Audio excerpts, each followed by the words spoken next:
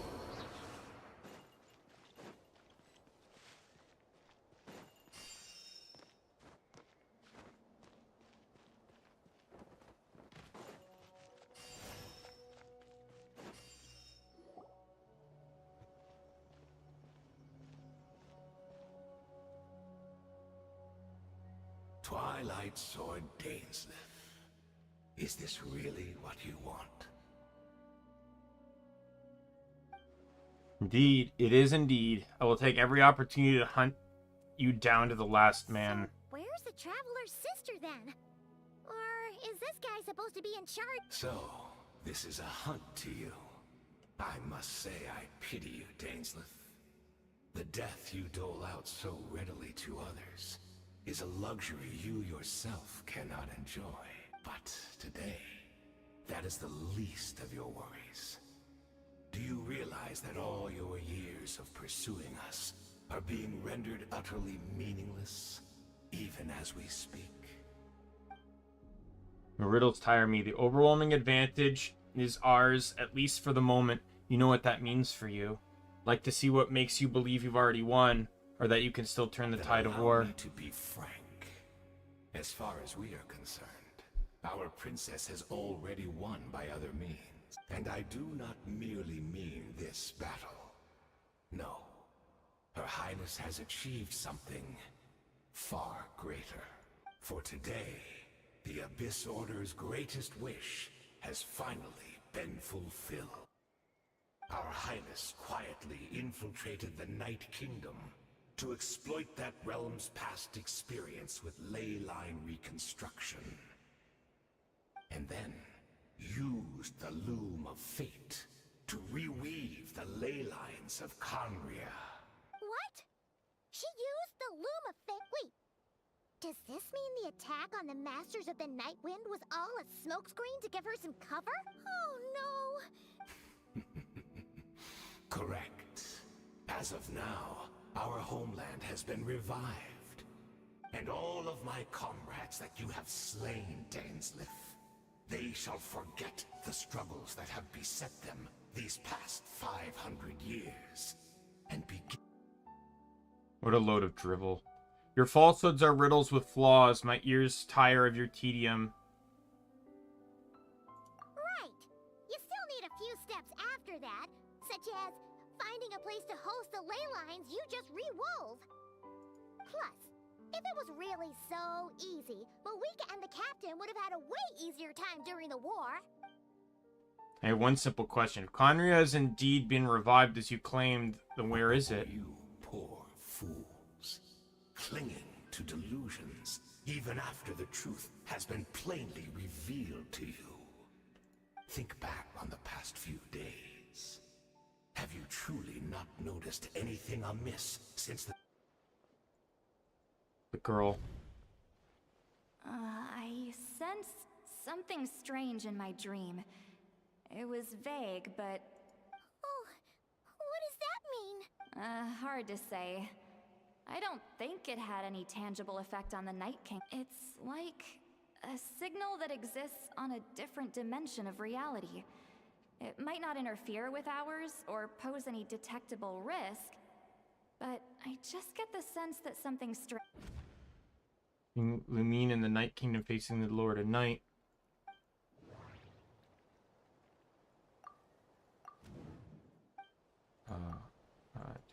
The Abyss Order retreated when we attacked their stronghold with Ian San.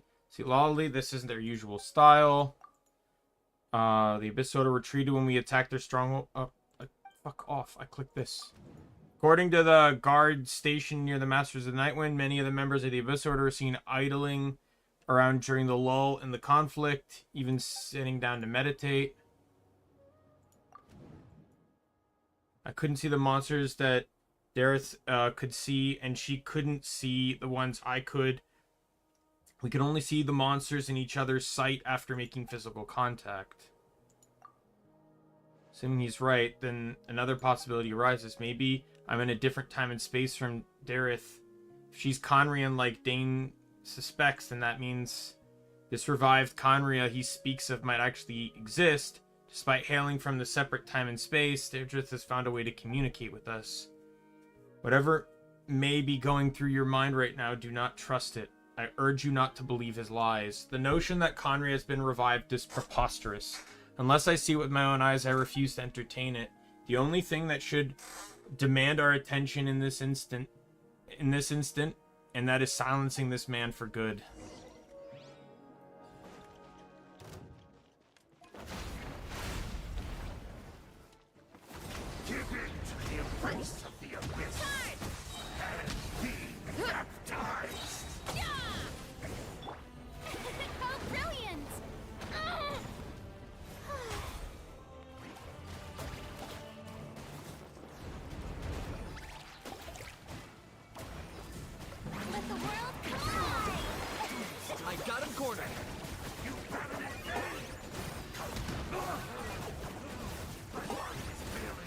Boom, dead. Will not bring shame to the name. That should be all of them, right? So, we've destroyed the Abyss Order's headquarters in Natlan, but somehow, that didn't feel Are you still thinking about what that guy said? Desert is the only possible You lead look we really have. I think worried. we should at least try to talk to her about this. Then the revived Conria, yes. Said my piece. I doubt Conria could be revived so easily, but if it'll give you some peace of mind, you should talk to her and test your theory. I'll stay here and do some post-battle cleanup. Perhaps there are some clues left behind to be found.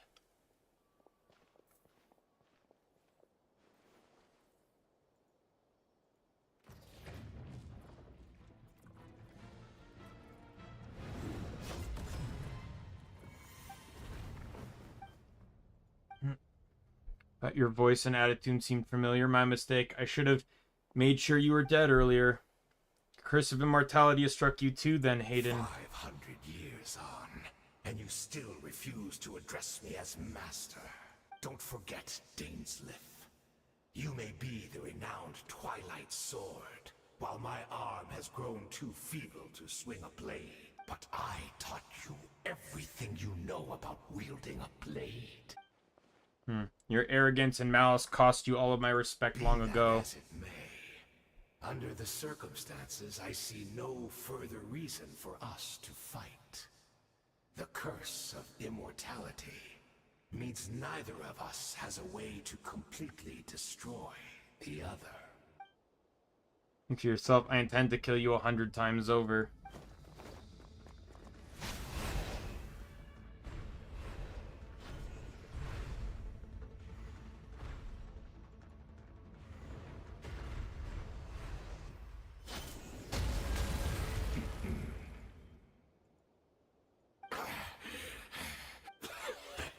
Have you finally had enough?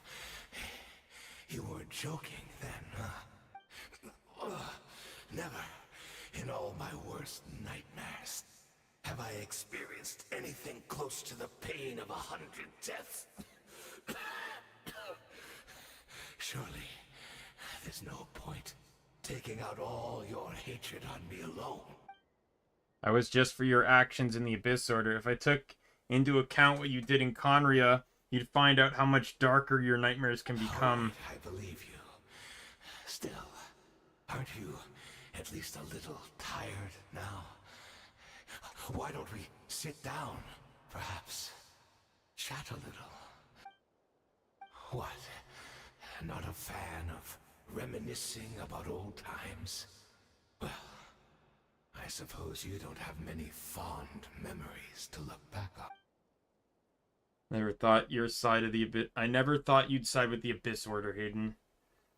You could have easily blamed the princess for her betrayal. Indeed. When the cataclysm first struck, everyone prayed for the Savior to deliver them. But she was nowhere to be found. Yes, we knew that the great abyssal power within her had been divided up. Yet we still despaired at her choice to leave us. Still, I believe that everything she's doing now, including her regret over what happened, comes from a genuine place in her heart. And besides, who else can we place our faith in? We are proud Conrians, are we not? I mean, we can hardly turn to the gods. I suppose you have changed a lot over the past 500 years. Otherwise, I'd have never expected you to forgive her. Had you been so generous during your time at the Knight Academy as my instructor in the Black Serpent blade work, I might not have come to loathe you so much. Is that so? All my good deeds were clearly in the spirit of the Academy's code of chivalry, yet I received corporal punishment for being restless and brash. And as much as it pains me to bring up his name, even my co-student, Sertologi, was prosecuted for following the spirit of knighthood. He even lost limbs over it. There's little point discussing it now, of course, but All of this was your doing, wasn't it, Hayden? You wore a mask of benevolence as you viciously suppressed the next generation of knights. Oh. All to boast of your own position and reputation. What, too cowardly to admit I'm it? sorry, Dainsleif. I would apologize to you for those actions, truly. But the fact is, I honestly can't remember them anymore. Look at me. Look at what has become of me. Only by the Abyss's grace have I managed to maintain this physical form. But as for the rest, memories, spirit, emotions, personality, they have long become eroded, fragmented beyond recognition.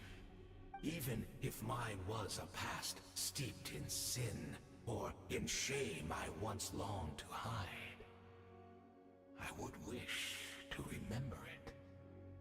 Without my history, I fear I will become another person entirely. I would like to apologize for any misdeeds that are mine. So please, tell me everything. Tell me about the Khaenri'ah we once called home. No wonder your personality struck me different. Memories are indeed a crucial part of a person's identity. So the Khaenri'ah we once called home. Sleep slowly closed his eyes. Countless memories of Khaenri'ah flooded into his mind.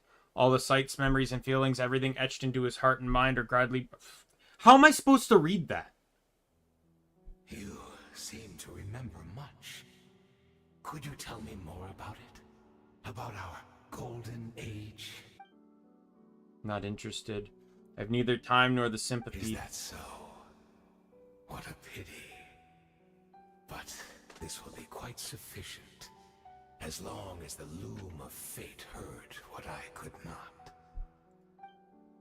Wait, what have you done? Tell me.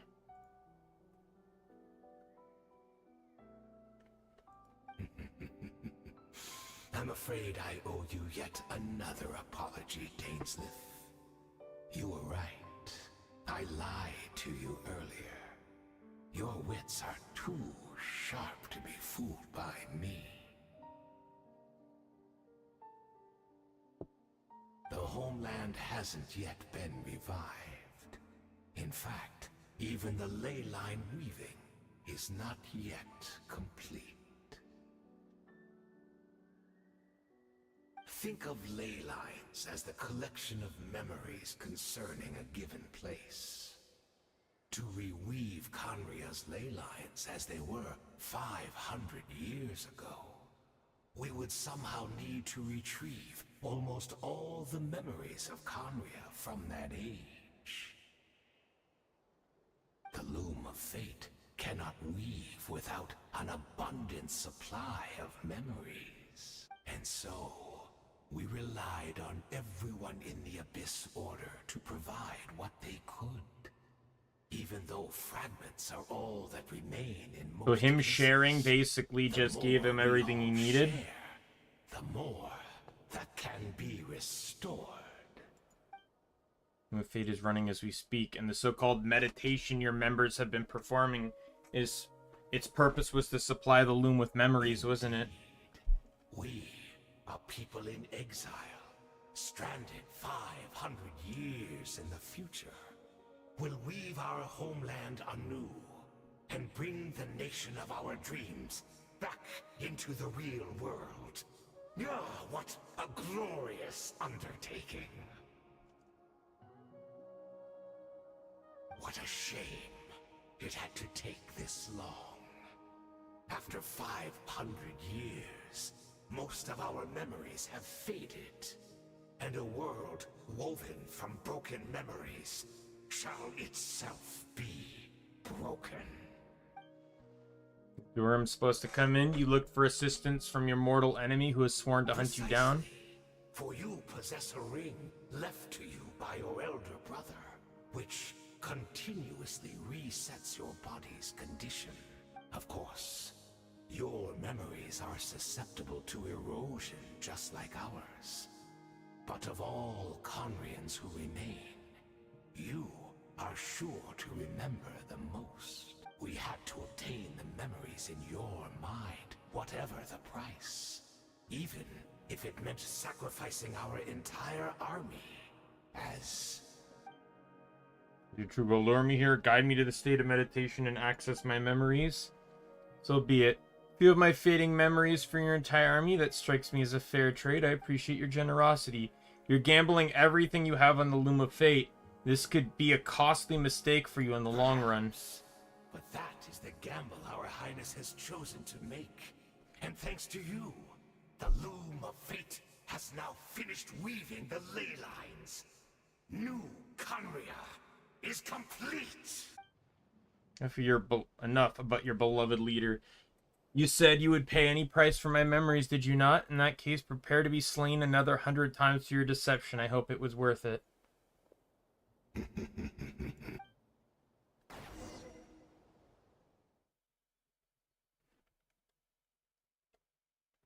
don't know why, but after every one of these story missions, I always just feel uncomfortable.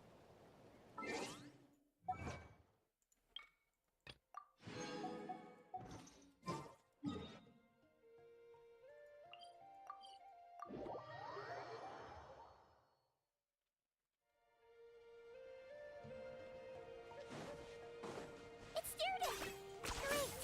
She's still here!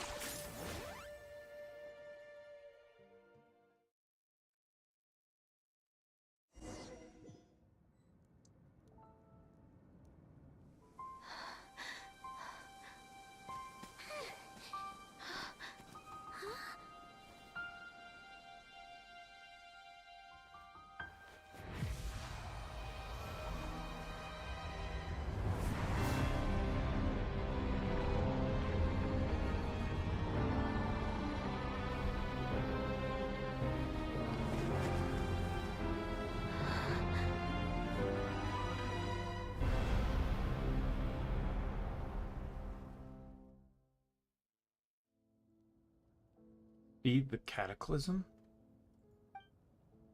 This is where Dryneth is right now, so she really is. Not from the same world, are we? No, I come from your future. Wait, but that's great! That means the world isn't going to end. In that case, tell me, what happens to Conria? What happens to my homeland? No, wait. Don't answer that. We can only fight for our future. If the future is unknown, I still believe the Savior can turn things around. I'll carry on looking for her, even if you're not there to protect me. Although, in a way,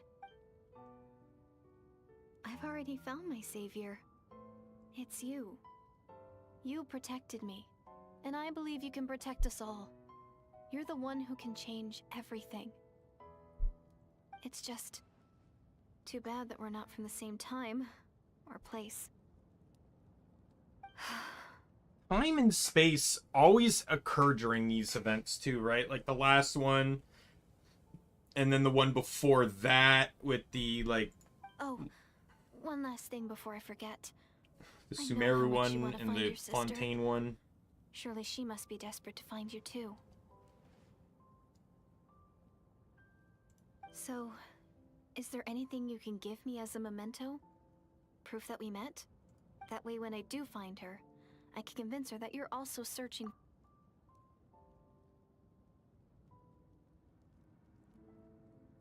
Huh? What is it?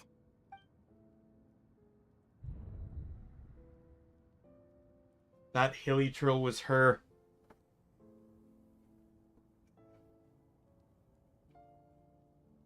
This is her future self. This is her future. This is her fate.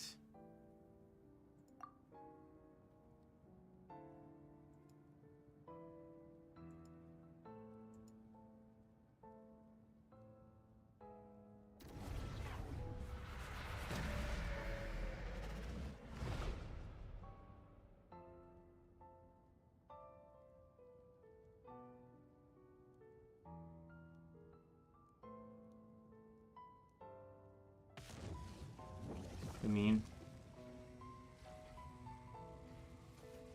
I already know they're gonna it's already been kind of like revealed that they're finally gonna meet again. So that's what happened.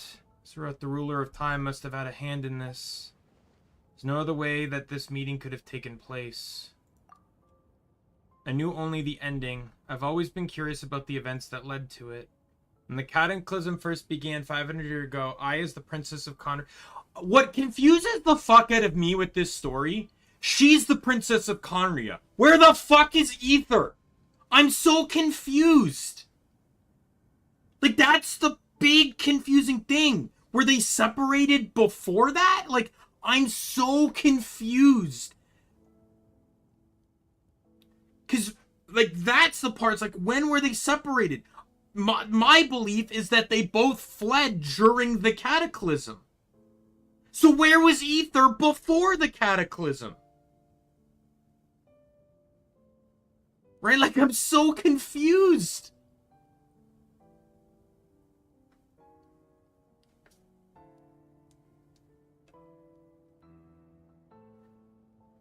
Princess Conria was prepared to do my part, to fight back with all my might. But then this girl, Dareth, she found me. The irony was that even as she desperately begged me to save the world, she brought me news of you. I was stunned. I was suspicious of her claim that you were searching for me, but then she showed me the key to your hibernation chamber. She actually did it. We were separated ever since I awakened in Tevat. I searched the whole planet and found no trace of you anywhere. And then she brought me that news at the worst possible moment. I was faced with an extremely difficult decision. I desperately wanted to see you again, but Conria was in my equal desperate need of help. I knew that no matter what I chose, I'd regret my decision for the rest of my days. So I steeled myself against the guilt and made my decision. I wanted to see you. But when I found you, you were still in hibernation. Even the key to your chamber was still secure to your person. 3 keys existed simultaneously in the moment.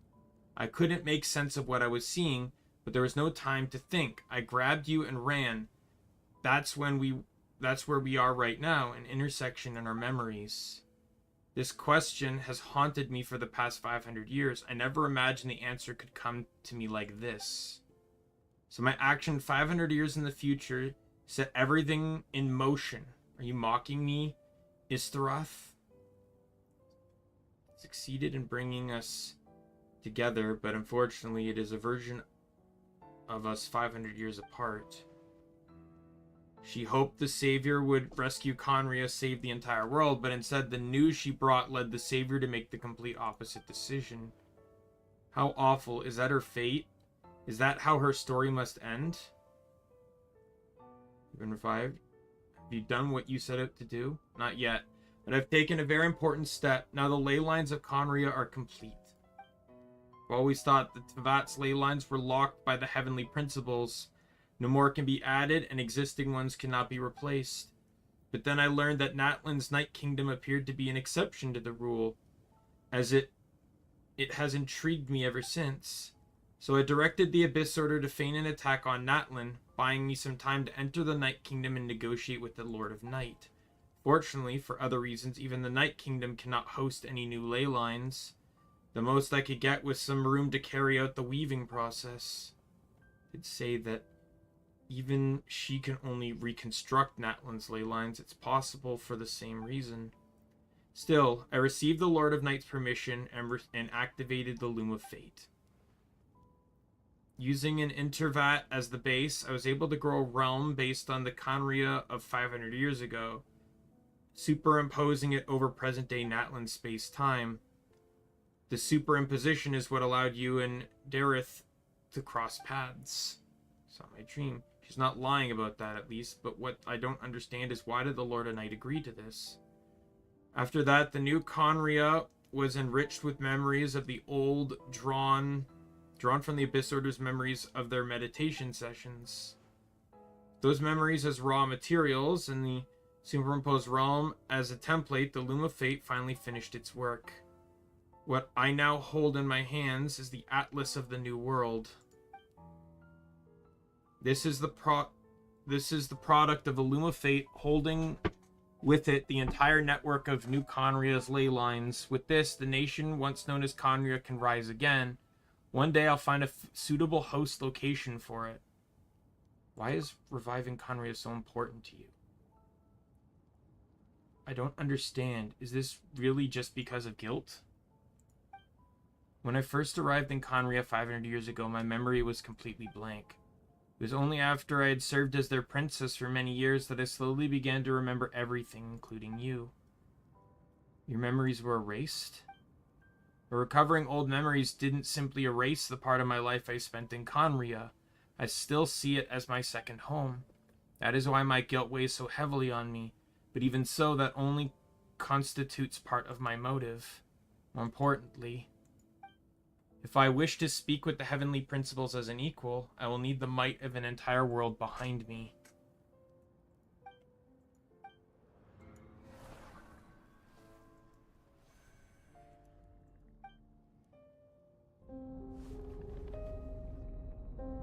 None of this is good. I don't know why, but the way you're talking just doesn't sound like you at all. Lumine, this whole thing, your plan, what does it have to do with us?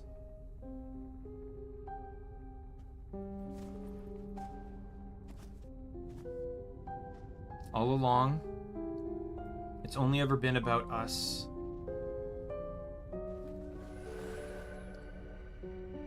Goodbye, Ether.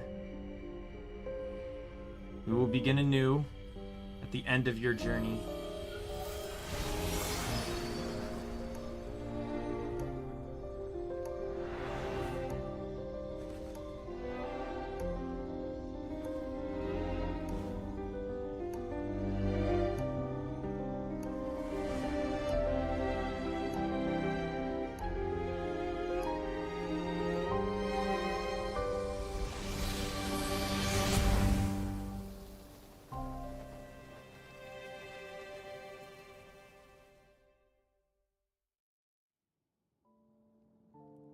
Well, time for another year before we can get any more answers.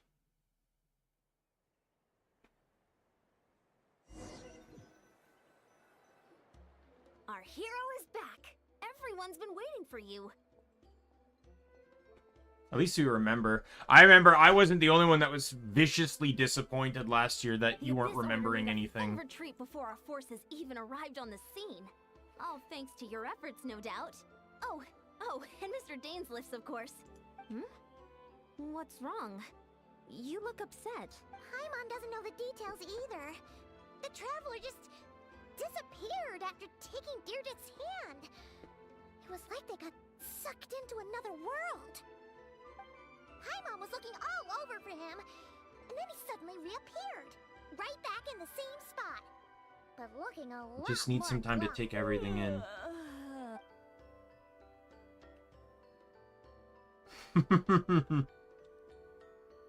I think I got the gist of what happened. Something to do with... Huh? You met your sister? I did. And We you had a didn't long think to tell talk. Paimon right away? Well, never mind. Paimon can see that you're pretty down right now.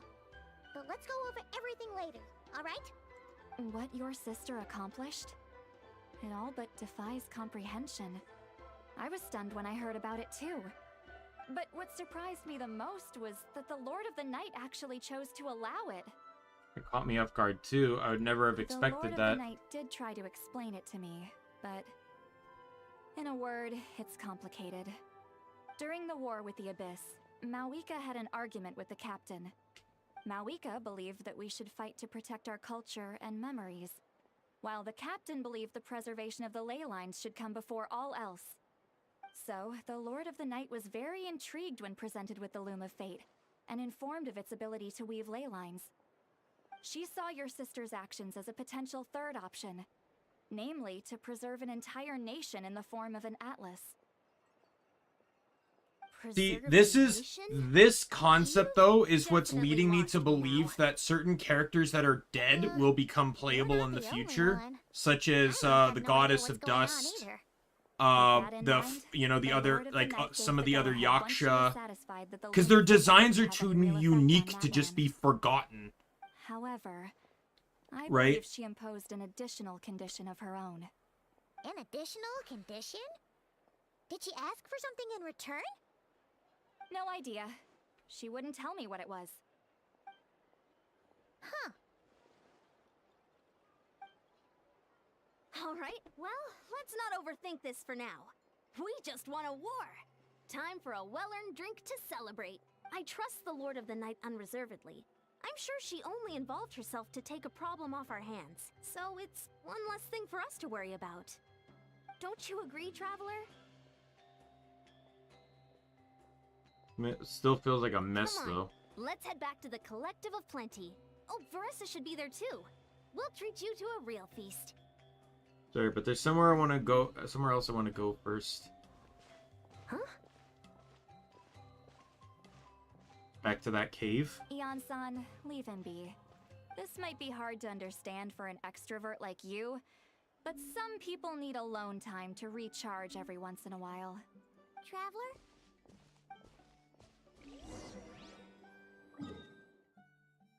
Yep. And then after this, we'll have Skirk's story.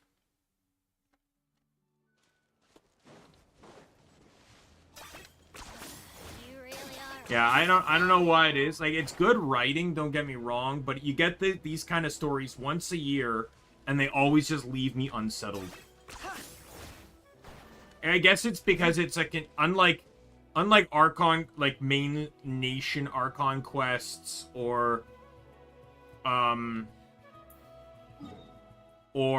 character stories where there is a satisfying ending at the end. This is basically an Archon quest, but you get the update once a year instead of within a few months. So we've not reached the ending yet.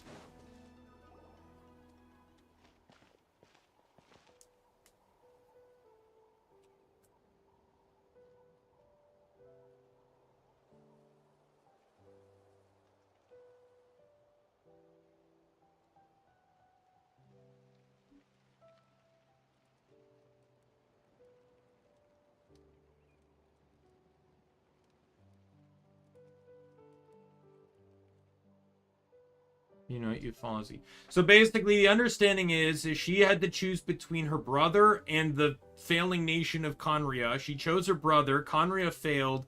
Now she regrets it. She's trying to restore Conria before she can actually go back to her brother. That's my understanding of where her mindset is.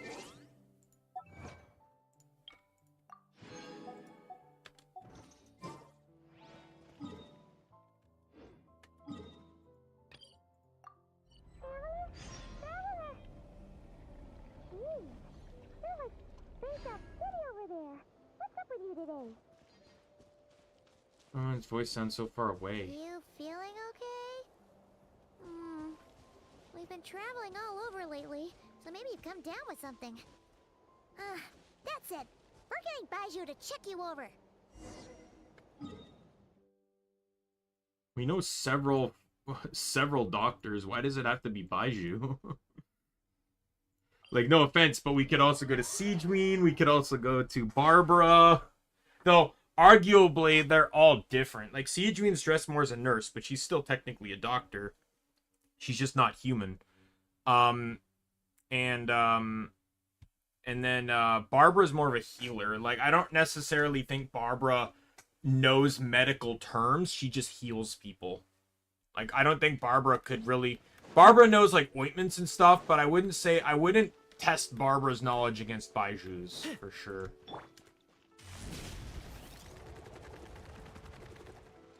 Hurry up, Brass! Baiju wasn't in his shop. Oh, you're looking for Dr. Baiju. He's resting today, but he said to send any patients to the back room. Ah, okay. Thanks. We'll head on through. Where's the back room? Okay.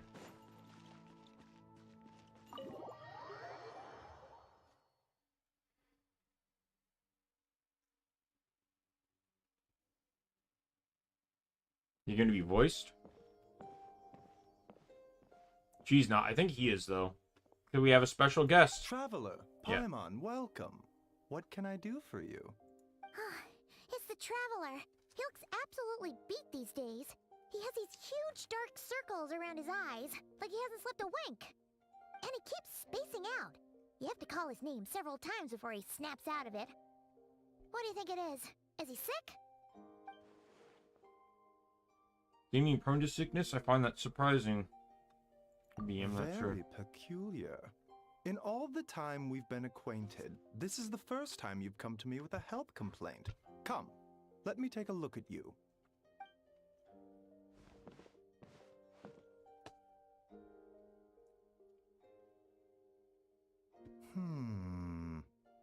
Okay, Paimon does not like that expression, Baiju. It's not serious, is it? Complexion is good, eyes are clear, breathing is steady, pulse is strong. Physically, you appear to be in good condition, traveler.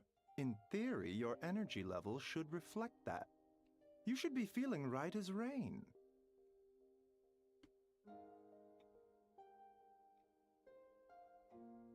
I mean, I do feel like something is off. Hence my concern. A clean bill of health is usually a good thing, but in this case, it likely means your situation is more complicated. Physical illnesses come with detectable symptoms that can be used to diagnose, medicate, and cure the condition. But afflictions of a non-physical nature, they fall outside a doctor's realm of expertise. Huh? What do you mean, non-physical nature? Curses, dark magic, it's hard to say. It could just as easily be a simple case of mental fatigue. Why don't you rest here for a bit? Whatever it is we're dealing with, clues to your condition are sure to reveal themselves in time. Once we know the root cause, we can administer the right treatment. Get my fair share of medical afflictions, start some calming incense, good night's sleep, a good meal. Chong and I will review the relevant literature for afflictions that present with mental fatigue. They're not experts on this kind of thing, so you strongly consider some. Oh, must be a rare condition if not even Baiju and Changsheng have seen it before. Well, all we can do is take their advice. You look like you're about to collapse anyway. Just get some rest. Paimon will be right here by your side. Fingers crossed you'll be all better when you wake up.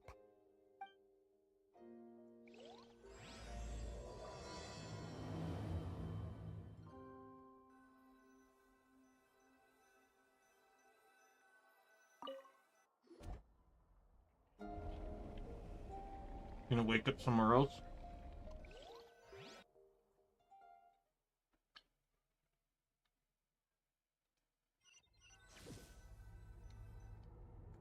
Called it. Where am I? Thick fog covering my field of vision. More like a dream, but too chilling to be real life. My breath freezes in my throat before I can even exhale it. Feels like my soul has been wrecked from my body and thrust into this strange and unfamiliar space. Whichever direction I look in, there's no end in sight. And worse than that, I think there's something in the fog following me like a shadow. This is a dream. How long till I wake up? If it's not, then where in the world am I?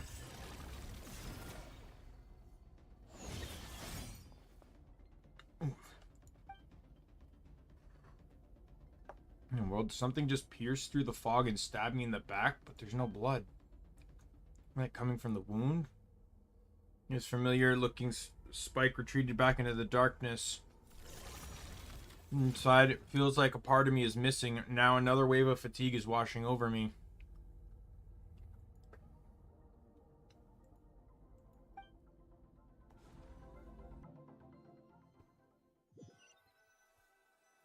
It does make me wonder if that stuff would have been voiced.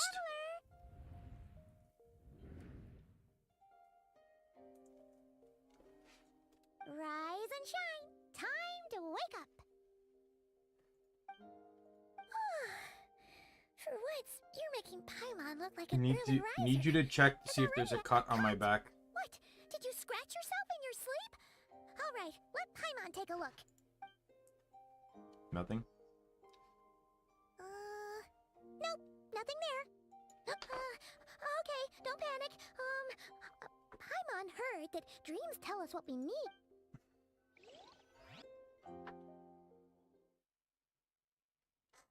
Cutscene? Seems like a weird transition.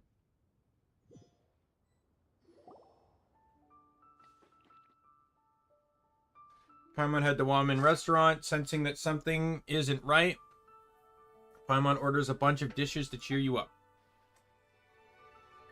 Who's paying for it? What?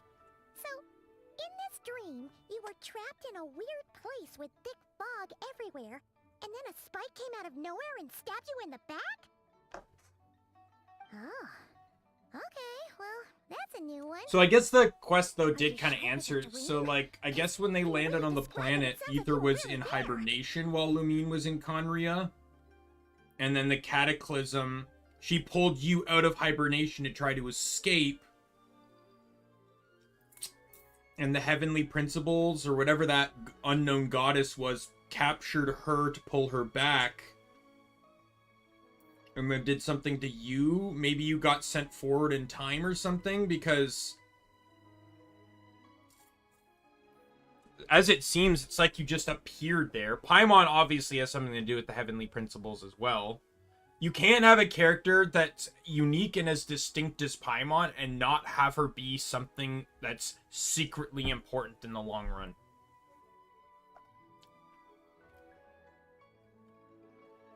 But then again, you woke up right where you went to bed. And you were definitely in a deep sleep this morning. I don't know what to make of it. Maybe it was just a very lifelike dream. It's decided. Paimon will stay up and watch over you tonight. If anyone tries to mess with you, Paimon will beat him up. Or, wake you up first and then we can beat him up together. Well, that's a way of putting me at ease. But when I saw it still bothering me, the dream was so chilling. Almost feels like there's something watching me from some corner in the world even now. Who stabbed me in my dream, but when I woke up there was no wound. Still, if I focus on that area, I feel a vague aching, almost as if deep under the flesh something is... Something is missing? Did you just say something? The flesh remains whole, but the soul is incomplete. Left unresolved. She just appears out of nowhere. Along with it. What the? Wait! Paimon remembers you! Your child's master! Skirk. Right! What are you doing here? The last time we saw you was at the Primordial Sea in Fontaine, right? But then we left and never learned where you went after that.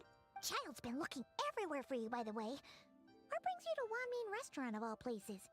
You came here looking for us? And were you the one behind that hocus pocus just now? Tell me, what is it that you saw? Tight-lipped, huh? I suppose that's fair. You, I'll take a glass of wine. Hmm? Oh, of course. Coming right up. We make this one in-house. It's not too strong. Enjoy. Chef Mao, I'll take a grilled tigerfish over here. Coming right up. Ah, if I knew we'd be this busy, I wouldn't have approved Shenhe's vacation. At the end of the day, what happens to you is of little consequence to me. I'm not here to try and win you over. Trust me or not, the choice is yours. If you want my help, now's the time to speak up. You have until I finish my drink. What do you know about the I was situation? investigating an abyssal disturbance in the area and happened to notice you. Part of your soul is damaged, and the wound bears traces of abyssal corrosion. Need I say more? Neither of those things sound good. She seems to know something, and given what I've seen of her strength, I bet she can tell what's happened to me. I don't know what her goal is, but in this moment, at least, I don't think she has bad intentions. Should we trust her? By the way, I do want to look up one thing. I'm a big fan of character voiceovers for the birthdays, and I don't plan to pull for Skirk, so I just want to know what she says for the Traveler's birthday. Happy birthday. I know some people like to throw a huge party while others prefer a quieter affair. I don't know which kind of person you are, but for me, birthdays are a time to reflect on the past year. Sometimes with pride in my progress, other times with profound regret. It's probably best not to ascribe so much meaning to birthdays after all. Each place has its own festivals to celebrate the land, for celebrating the land, one's ancestors' friendship. But your birthday is the one day of the year that is meant just for you. Okay, speech over. Once again, I wish you happy birthday, and I hope you grow into the person you aspire to become. Oh, and she has a lot of that. So, Sutalogi. Wasn't that the guy that the dude just mentioned? Oh yeah, that's one of the he's one of the sinners, right? And then Alice, as the sustainer to the world's borders, she tolerates my presence. She did make me promise not to interfere too much with the world's affairs. That is fine by me, but I had to know the reason why. She said many ecologists find it emotionally overwhelming when they observe the animal kingdom and see the predators hunting and the prey fleeing, but they'll never interfere in the process. Instead, they allow the laws of nature to take precedence over their emotion. In her own words, some call this being a callous observer, but I think it's merciful at the same time.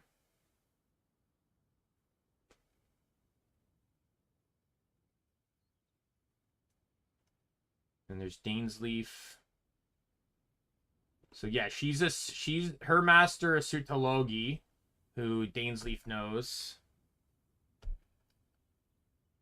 Wow, she actually even knows some random people like Tartaglia. He's improved. Next time we spar, I might even use both hands. Ajax has a lot of talent and is fearless in battle, which gives him the potential to develop great strength. But I've seen many bright sparks like him fizzle out before reaching their prime. If he truly wants to become the person he dreams of being, he still has a long road ahead. And then for some reason, Dory is here. Yeah, the shrewd merchant. She's one of Alice's friends. I occasionally sell rare monster carcasses to her since I need more to get by into that. She made a pretty good impression on me so far. Never asks about my background, at least. I don't know how fair her prices are, but I also don't care. I only need enough to get by. Any extra would be wasted on me. Nerve roulette. Lost power is always reclaimed in the end, in some shape or form, but where will this power lead? To trial, to revenge, or on or toward a new future? It's a question that strikes at the hearts of his quest to find the meaning of his existence, and perhaps deep down he already has his answers. There's the Will of the Moon, Nicole.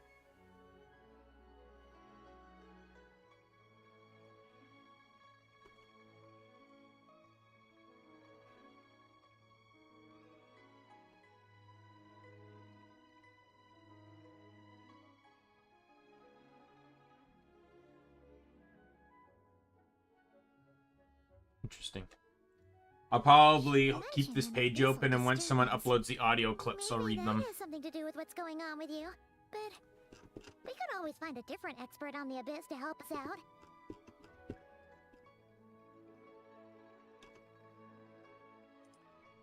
And we got the other new guy here. Dahlia. That's his birthday line. May this fertile land bless me with a bountiful harvest of grains to brew and define wine for my guests. May the returning winds bless me with blossoms to rain down in celebration for this gathering here today. May our God bless this day for my friend's birth and watch over him/her, I pray. Okay, you want to blow the candles out now? And he has Venti, Jean, Barbara, Rosaria, Kaya, D-Luke, and Klee are his individual people.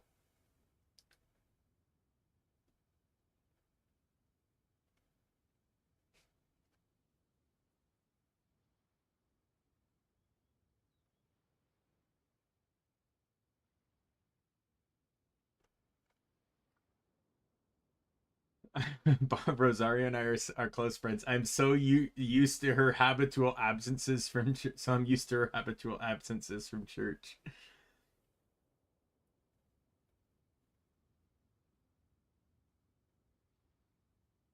Eventually, though, I found a way to catch her in the act every time she went missing, and that persuaded her to reach a mutual beneficial agreement with me. I is my top drinking buddy.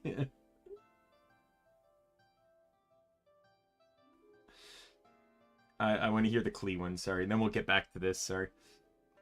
Klee. She ran into me once while I was in the middle of practicing my surprise baptism technique on a hydro slime. Boy, did she love that. She thought it would be a great way to send Jumpty Dumpties flying even higher. We ended up hanging out for days after that and had loads of fun seeing how high we could bounce slimes and Jumpty Dumpties until we blew up part of the city wall. We got spotted by the guard, Lawrence, and he reported us to Master Jean. Now she's banned me from using surprise baptism on Jumpty Dumpty. Sad times. Does that mean that some of the other like other characters, like, does Klee have a line about him? Sometimes they get added in. No.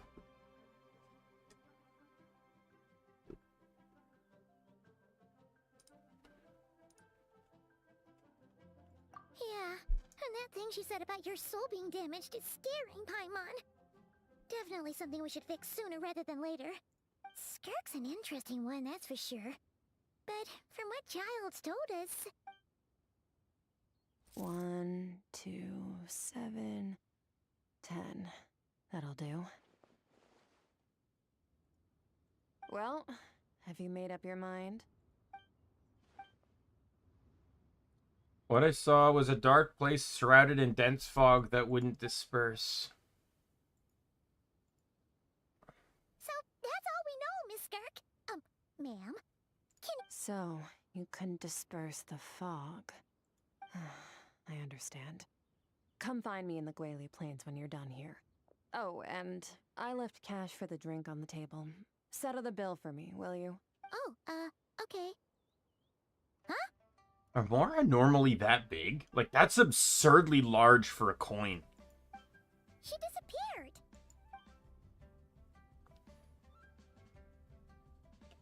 Wait, hold on. You overpaid. Here's your change. Oh, no. This includes the drink, so it should be the right amount. I didn't think you two ordered a drink. We didn't. It was that lady who came and sat with us, remember? You sure? I could have sworn there were only 2 of you at that table. What? What'd you put in their dish, Chef Mao? Some kind of hallucinogenic... Saying things? Wait, so neither of you noticed her? Young lady?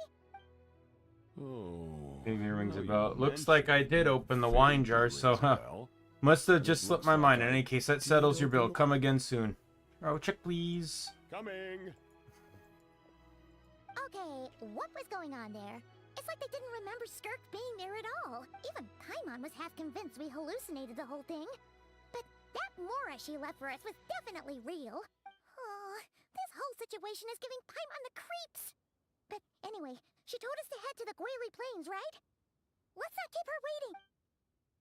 I'm curious. Did they list Paimon's new VA? I have to wait for everything to load before I can check.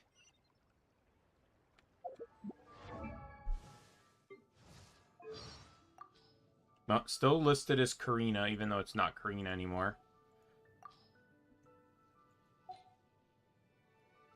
And then supposedly we go here. Yeah, it's listed as anonymous because obviously they've not recorded any roles yet. Like, I saw this leak. And then whoever anonymous is going to be is just going to end up replacing Kaylee.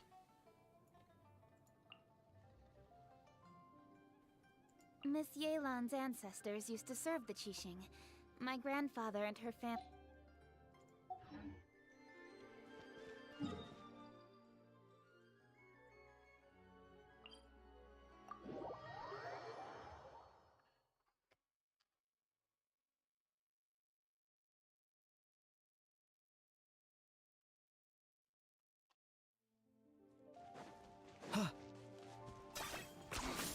Points for agility.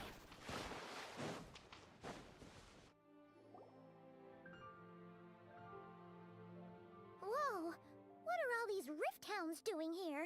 Huh. Looks like they're collecting something. Let's...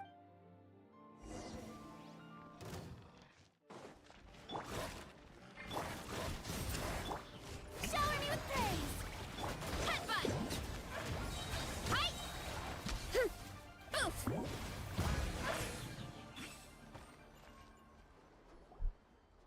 So, this is what they were collecting. It looks kinda like... Yeah... What is going on here? From the moment they are born, all beings with great power have an impact on this world. Even if their body is sundered and their soul extinguished, their influence remains. Gods are the most common example of that. The remnants of gods who fell thousands of years ago remain buried deep within the earth, carrying within them a warped will and a dark curse. Together, these remnants form what you call god remains, and it appears that some of those sealed here were dug up and removed. There are traces left, but they're fading fast. What are you doing? Nothing! Just wanted to make sure you were... real? She's definitely not a ghost traveler. Paimon poked her, and she's solid. Your life hangs in the balance, and that's what you're fixated on? Strange set of priorities. It was just a trick to avoid being perceived. If someone notices me, those memories are erased. Simple as that. Unlike you, I have no desire to establish a connection with the world. The weak and the lowly have no right to remember me. They're lucky they only have a few missing memories to show for it. Now, can we please get back on track? Okay. Where were we? Right. The god remains. So, basically, there's now less of them here than there used to be, right? Isn't that a good thing? In our experience, god remains are 100% bad news. A lot of terrible things have happened because of them. Maybe it's a good thing by human standards, but power doesn't come from nothing, and it doesn't just disappear for no reason. The remains aren't just gone, they were taken. Very clever, traveler. You aren't the only one who had something taken from you. There are victims like you everywhere. The only difference being, you can speak, and the remains cannot, so it went unnoticed. Something similar happened in Sumeru. Within the span of one night, countless consecrated beasts were slaughtered, and a large amount of the god remains buried in the desert went missing. Of course, god remains are just one of the targets. The culprit is chipping away at sources of power all over this world, including the Stella Fortuna above. Wait, you mean... the stars? Mm-hmm. 42 of them have died out in the past few months alone.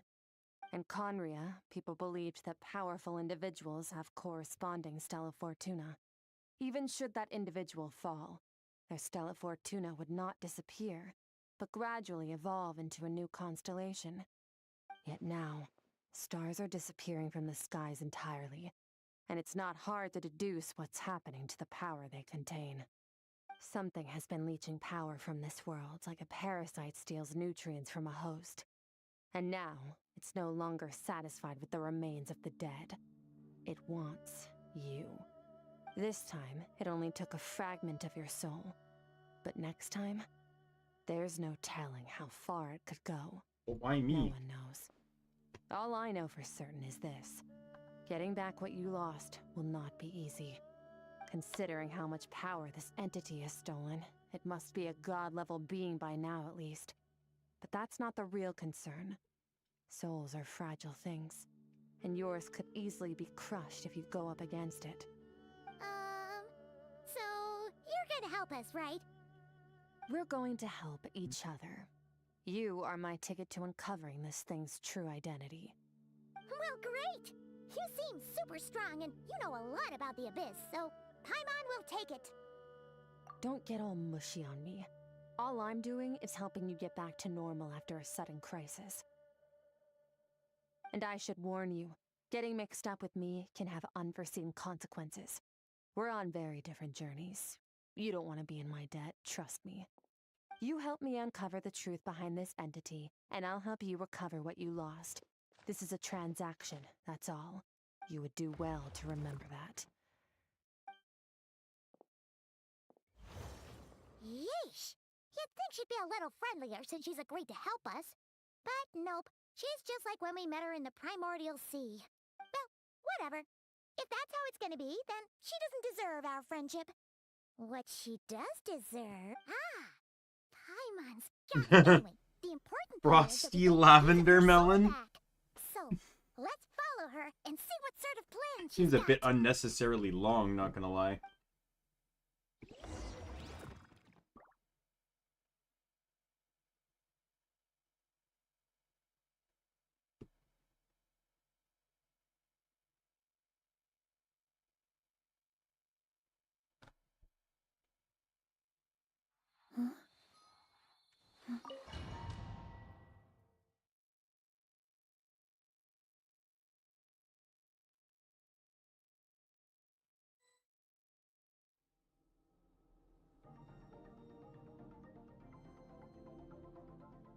Whoa!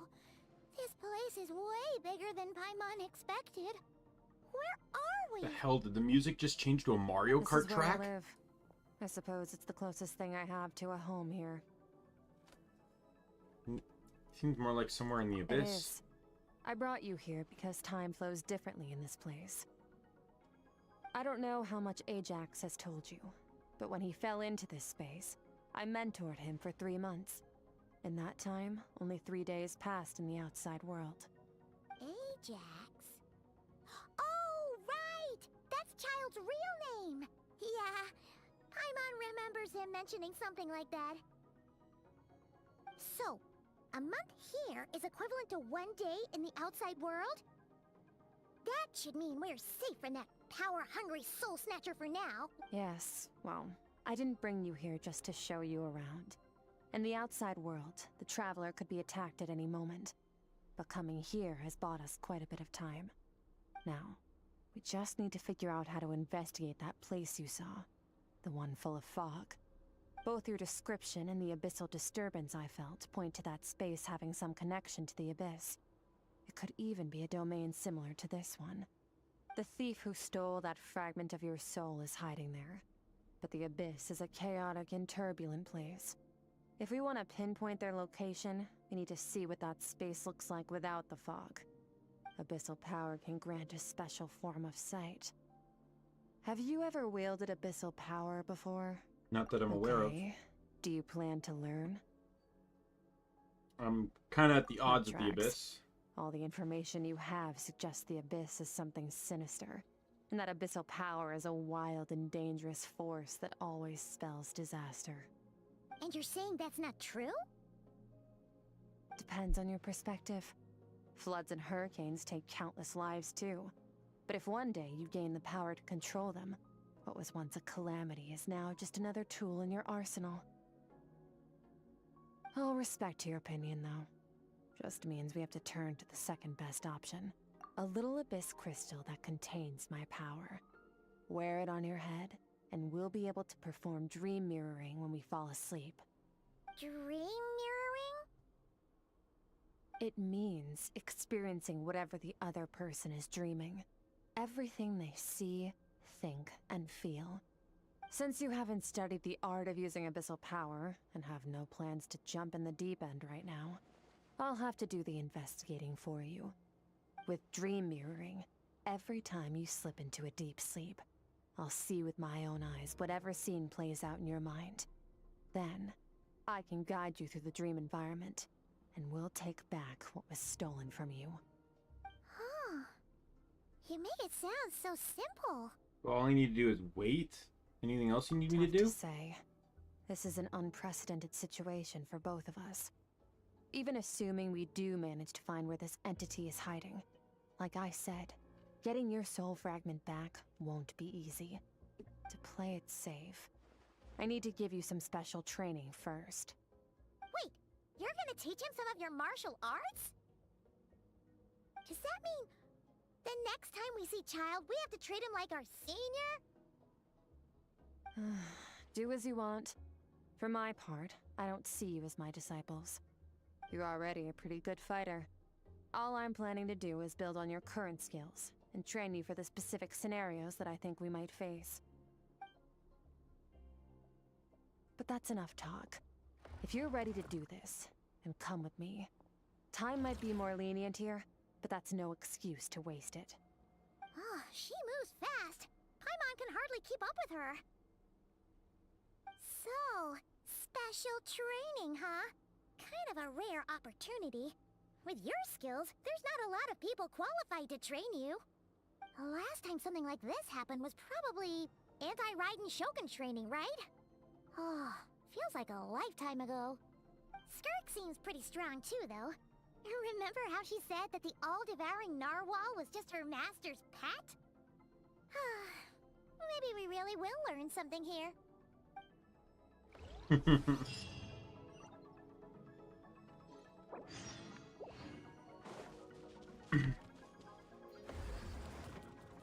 Alright, looks like I'm controlling the Traveler.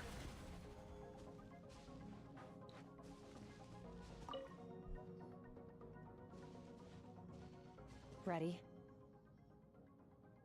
Bring it on! Your training will be split into 3 stages. Testing your blade work, elemental abilities, and reasoning skills. We'll start with blade work. You're no rookie in this area, so I won't bore you with the basics. During your long journey, you've no doubt sparred with a lot of talented sword fighters. Consciously or not, you will have picked up all kinds of techniques from them. You bet! There's Kaya, Master G. You sparred with a bunch of them too, right? Nice to know it's all gonna come in handy now. Don't get too smug. In sword fighting, techniques alone are not enough. You need a cohesive system to bring it all together. A style or school of fighting. To use the human body as an analogy, your style is your skeleton, the foundation, the framework. Techniques are the muscles and other flesh attached to the bones. This is where your strength comes from. Improving your sword fighting is like growing that body. If your frame got bigger and taller, but you didn't add any muscle mass, you'd be weak and flimsy.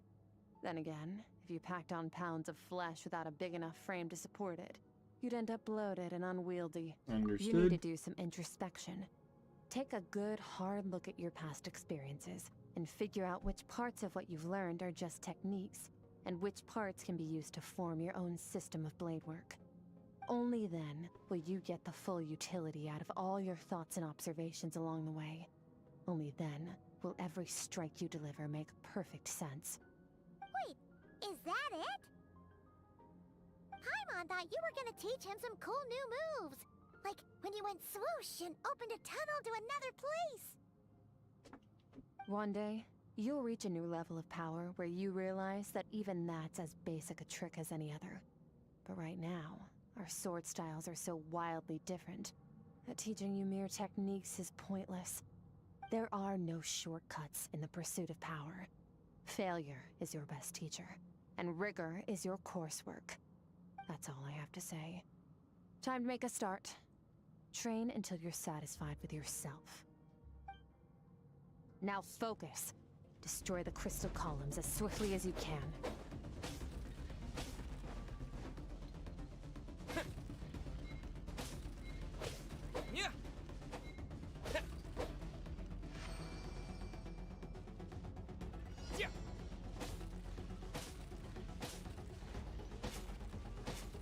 Wait, what? 900? This is making Paimon's head spin. Hang in there, Traveler! There's no way the game's actually gonna make me do 900, right?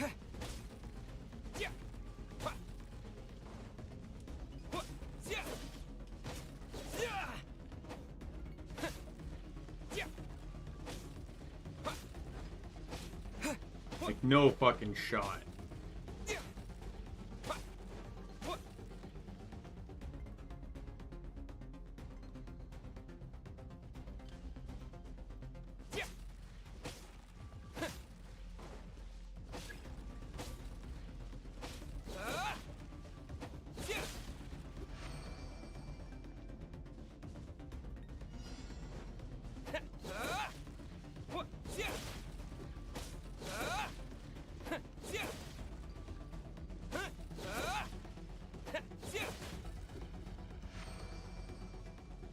Stay calm. Use your head.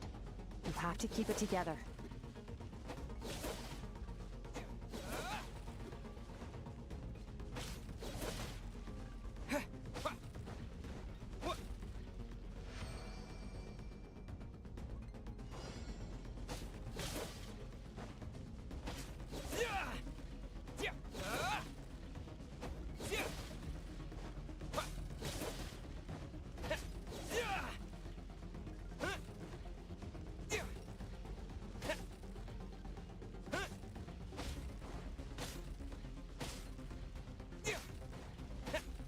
I'm not even sure if the skills would work.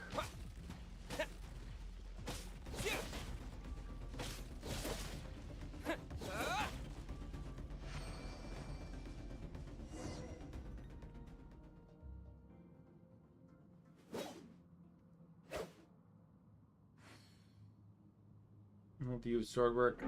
I'm using the same techniques as ever, but now they're having different effects. It's as if I've unlocked a hidden door in my mind and there's a wellspring of strength on the other side. So I'm seeing images of friends I've made into that. Their sword styles and techniques I've come to know. This moment will be frozen in time. Cut to the chase.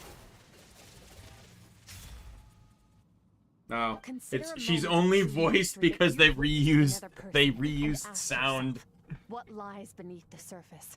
What's their guiding philosophy? What's their state of mind as they maneuver their weapon? Now take that and practice it right away with speed, skill, and strength, over and over, until your hand is one with your mind. Step on up. Dance with the waves. She's not even using a sword!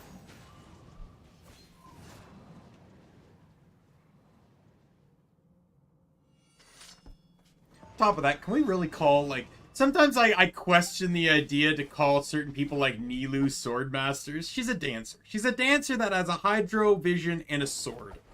I wouldn't necessarily call her a sword master.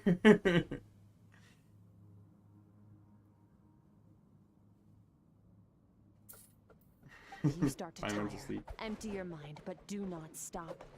Stay in that frame of mind as you keep up the fight. Get rid of all redundant movements. Imagine your sword is an extension of your own body. Wield it just as you wield your arms, hands, and fingers. 'Twas on a deserted, moonlit night that the hero approached the vile dragon's limpid lair. Rain Cutter! Feathers fleeting wet, the white heron treads water, a sight without flaw. Master of Inazuma Kamisato art Tachijutsu.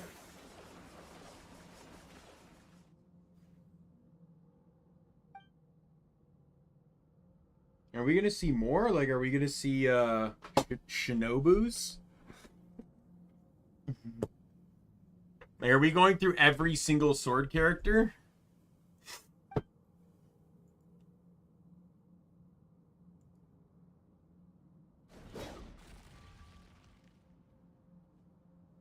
Not gonna lie, this whole training arc thing is boring as hell. I'm just gonna say that. I'm gonna be fully honest. Huh. Looks like you've made some real progress. That concludes your training session. Awesome! Paimon knew you could do it. How do you feel? As you should be. Time flies when you're training hard. You've actually been going for several days now with no rest. Yeah. Meanwhile, Paimon's had a whole bunch of naps. But you were so focused, she didn't want to interrupt you. Go get some sleep. I'll be doing the same very soon. Let's hope you see that foggy place in your dream, so I can get this investigation over and done with.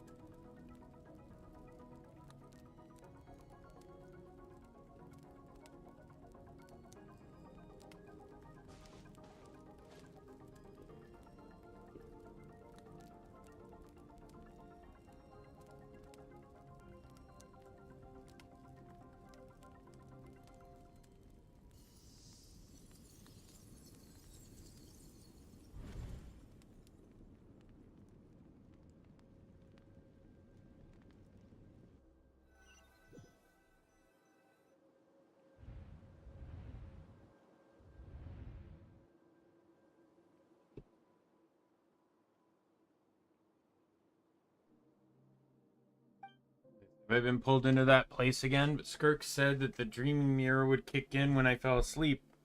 So why am I back here? Infections. This isn't the same dream as last time. It's dark, gloomy, but there isn't that chilling fog that made my hair stand on edge. A dreaming mirror is two-way process. Maybe I'm seeing inside her mind while she's exploring mine. This is her inner world. It's pretty bleak. Occasionally make out the sound of flowing stream, but other than that, it's so empty. What's that? A strange creature. Where did it come from? I think it wants me to follow. Might as well see where it leads.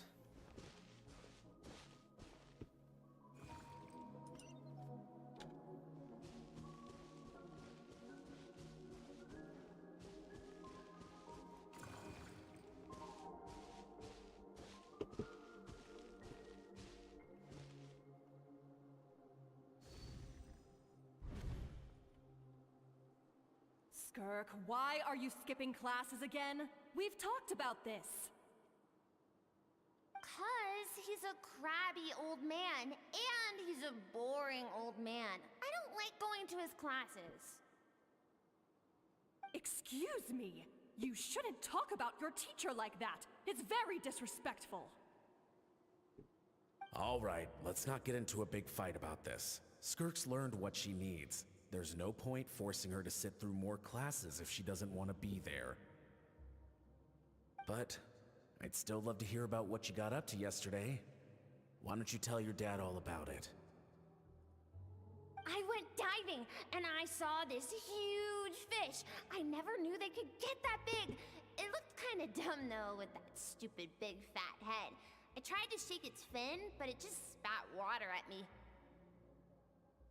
Oh, and today, I'm gonna go to that prairie up north. There's supposed to be this giant bird there that can spit fire. I bet if I climbed on its back, it could fly me all the way to the stars. Then I suppose your old dad should get one as a pet too. Otherwise, how are you gonna hear me call you for dinner up there in the stars? When it's time to eat, I'll come back on my own, Zilly. Anyway, gotta go. Bye, Mom. Bye, Dad. Wait! Put on a coat at least. You'll catch a cold. I'm talking to you, young lady. You spoil that child, you know. Ever since that merchant ship arrived, she practically lives outside. Always going on about exploring the beyond one day, whatever that means.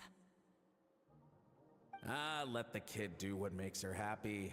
Besides, we both know you're all bark and no bite. Come on, our little adventurer's gonna be hungry when she gets back. Let's get started on dinner.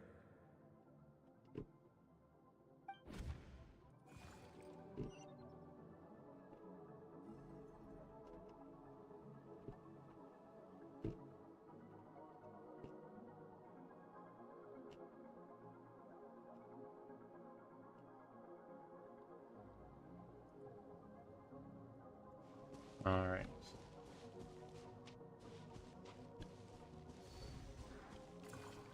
Next one. Stars shimmer high above. But what lies beyond the stars? Mountains as far as the eye can see? An endless snowy plain?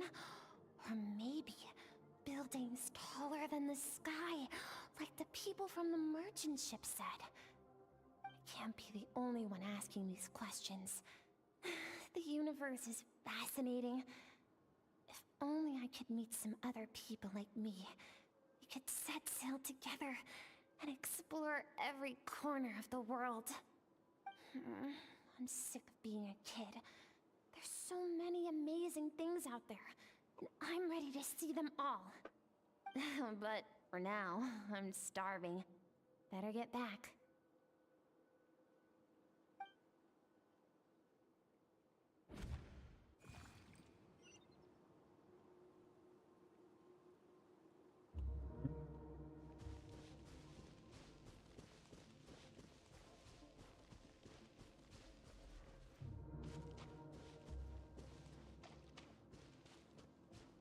I already know she lost all her limbs. Her legs and arms are made of abyss energy. Don't let us see single one of them! Get away! No, please spare the children. Stay back. They're coming! Run! Eliminate the threat. Take them down. Don't be scared. This way! We'll never make it! Fire. There's fire everywhere. What happened? I told you we shouldn't have trusted these outsiders!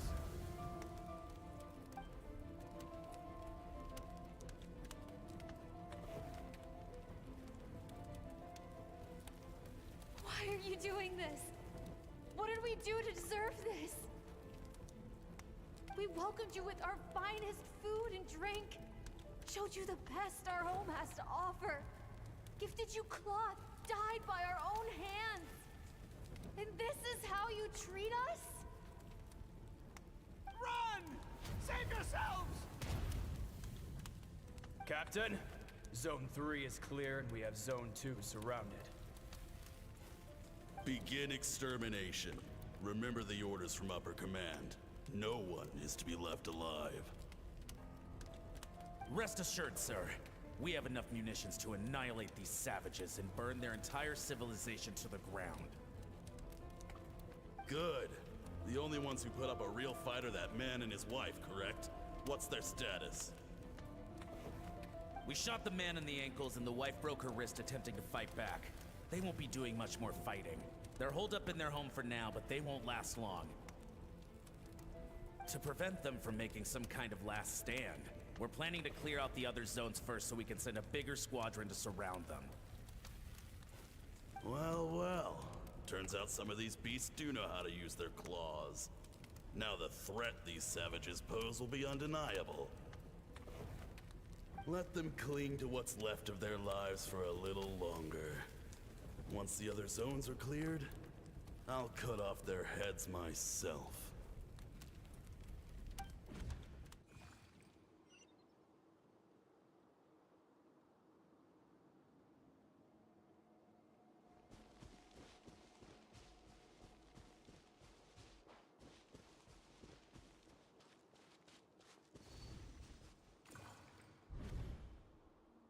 Dad?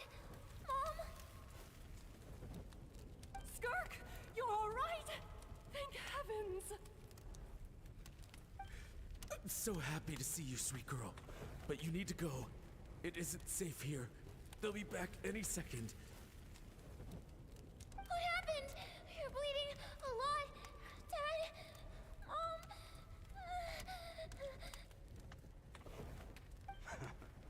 This is the place. Alert all units. Prepare to surround. Run, Skirk! Run as far away as you can. Don't trust anyone.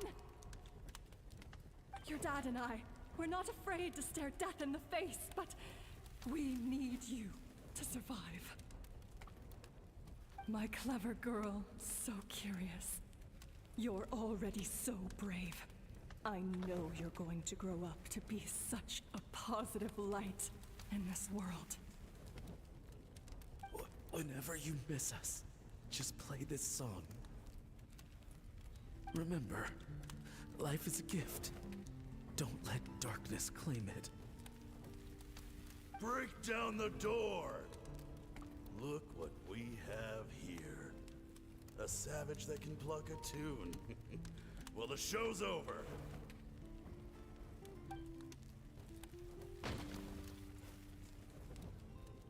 You! Stop singing! Shut it! I said shut it or I'll make you! Fine. Have it your way!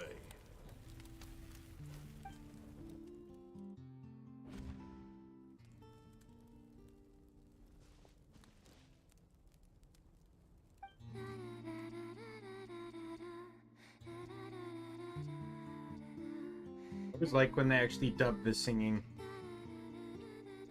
Some stuff like anime don't dub the singing.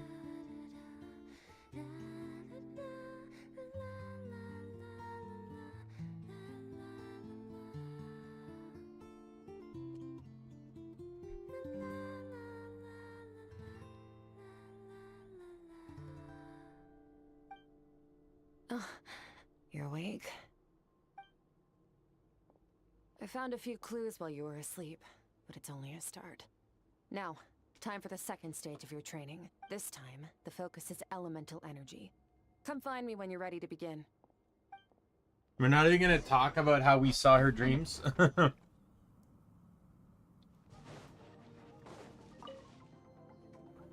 staying in the abyss feels so surreal, don't you think? No day and no night? It's like time hardly exists. If we weren't careful to keep track, it feels like we'd have no idea how long we've even been here. Well, except for the fact that Paimon still gets hungry like clockwork. You go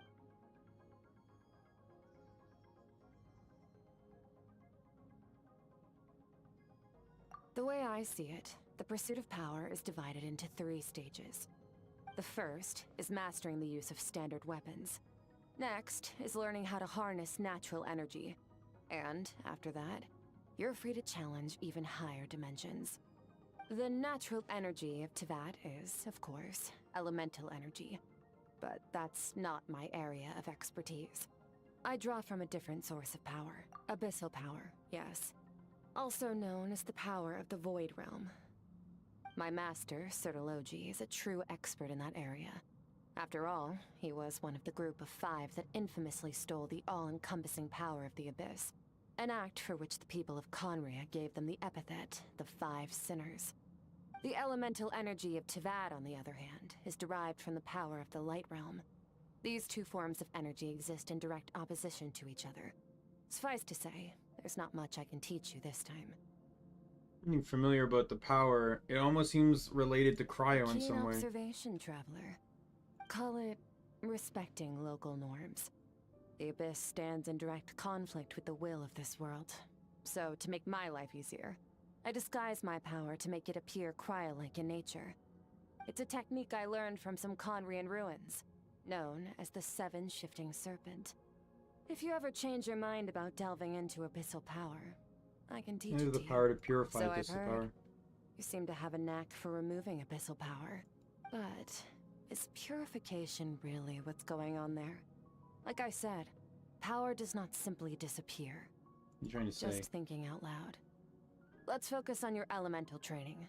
That's what's gonna help us if the situation gets tricky. True growth comes from adversity, but only if you make the choice to pick yourself up again every time you fall. So, it's time to push yourself to the limit, and then keep pushing. This is the only way to advance at pace. Use the power of Animo to clear the field as fast as you can. Oh, god damn it.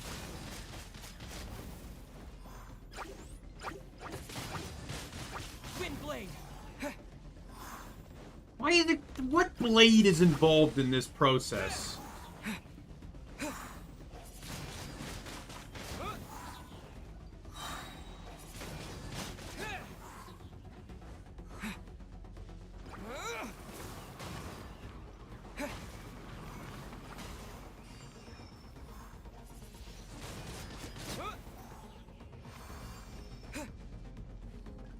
Observe your surroundings. Look for things you can use to tilt the scales of success in your favor.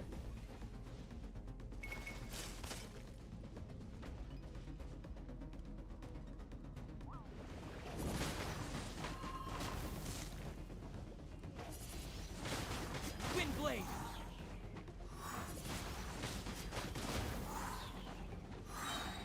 Disappear.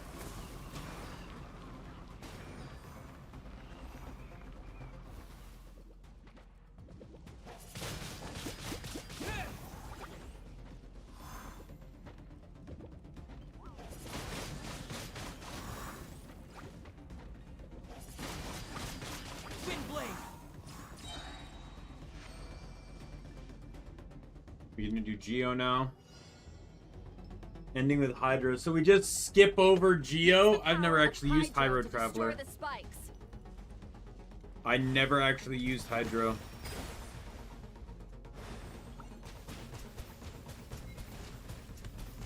Go.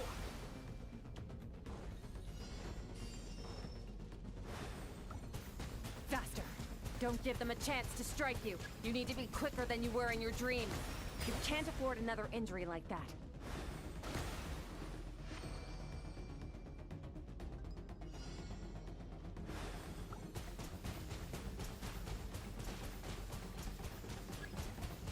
Go!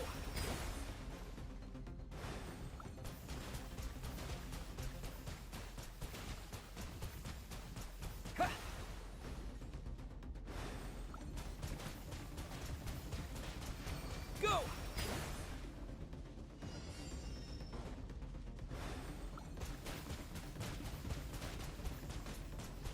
Go!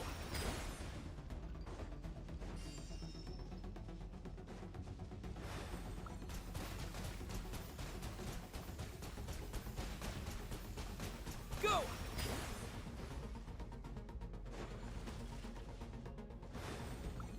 Ha!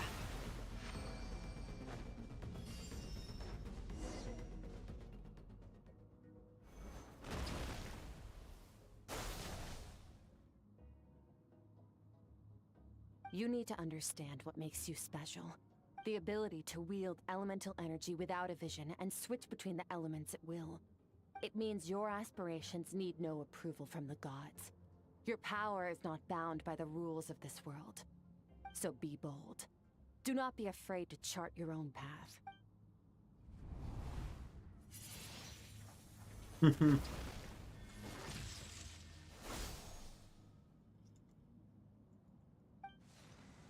This, not gonna lie, this entire training segment just seems dumb. I don't like this. It's dumb to me. I'm like, I'm very bored. This seems all nonsensical. Like,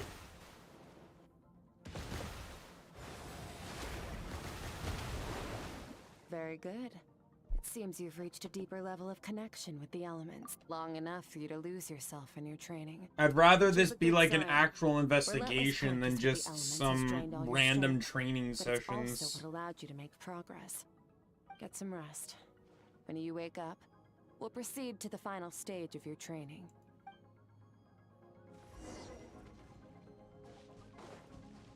Like the most entertaining part of the story so far was learning Skirk's backstory by entering her dream.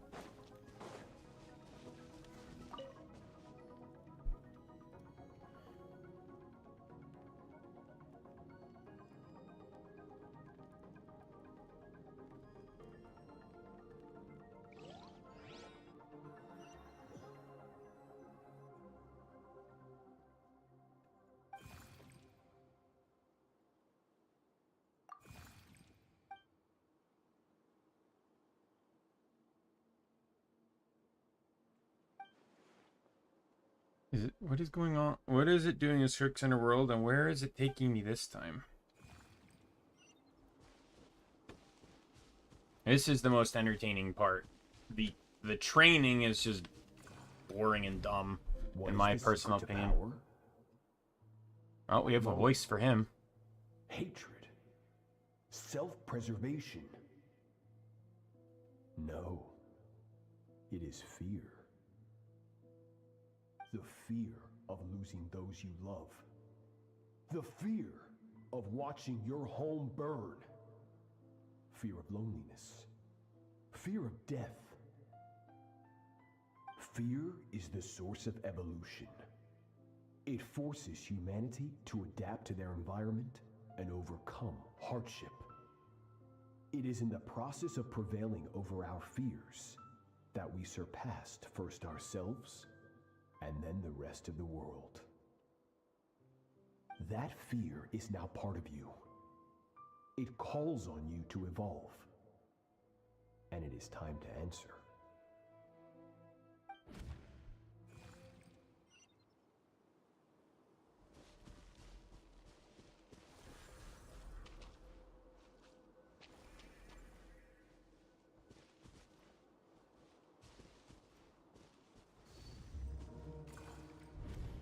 Any minute spent missing home is a minute wasted.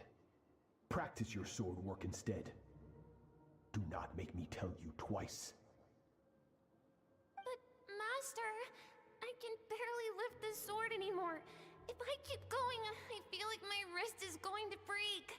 So it has not broken yet. Then pick up your sword and keep practicing until it breaks. I want to hear the cracking and splintering of bone. After all, bones can always be reset.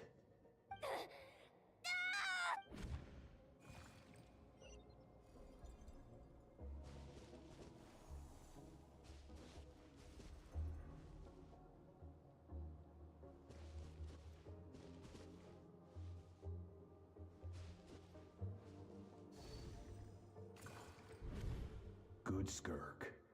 Once again, you survived. How do you feel? Cold. In pain. These are signs that you are adapting to the abyss. Each time the flesh is torn and the spirit crushed, each time you claw back from the brink of death, you become stronger. I now understand why these people sought to destroy your homeland. Your potential goes beyond even what I could have anticipated.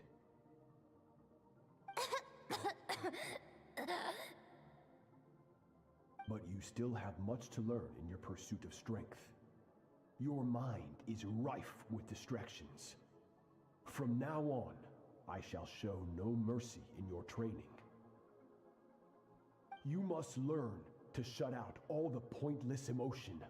Crush the self that makes you weak, and become master over your physical form. Get up, Skirk. Wipe the blood off your face. Cut away the rotten parts of your flesh, and mend what is broken.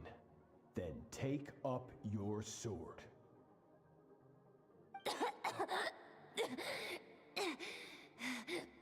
Yes, Master.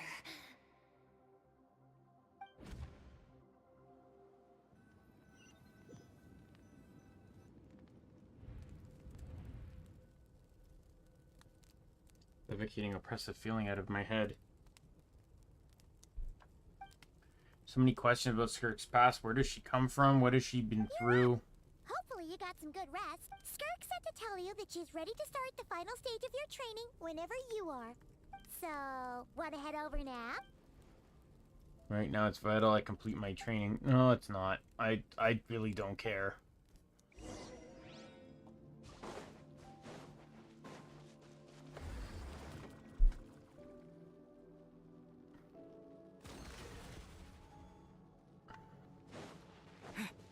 I'll just make sure to give my feedback when when the thing when the control over your elemental abilities. polls come through. I'll flat out admit that the whole training session in regards to her story was just boring and boring, like it felt boring, dumb, and pointless. That's only part of it. Experience is the real teacher. Your journey, the friends you have made, the dangers you have faced. These have taught you more than I ever could. Now, it's time to focus on how you react under pressure. You must be able to think rationally, even in unpredictable combat situations. To simulate this, I'm going to attack, and you're going to block. Ready?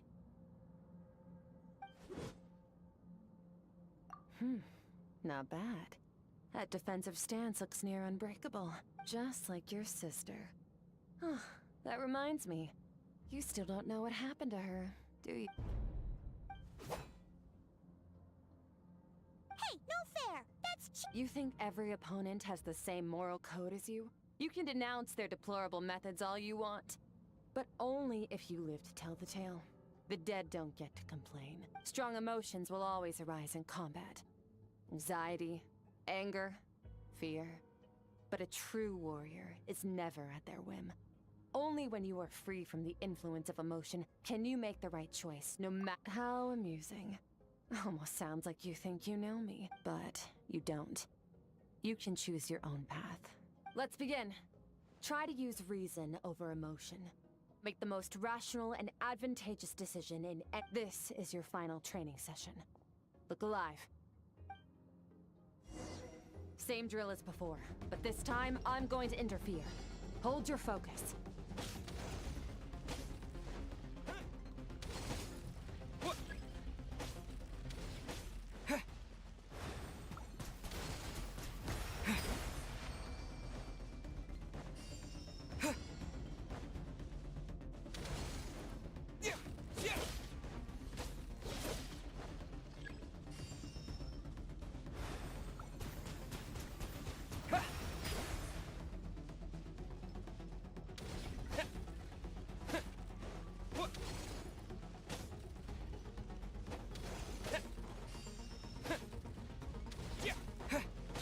I have no stamina.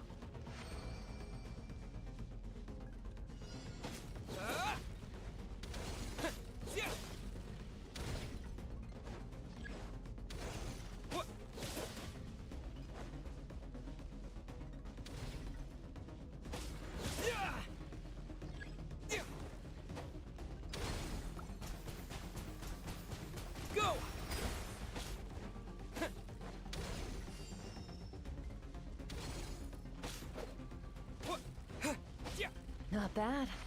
Better than I expected.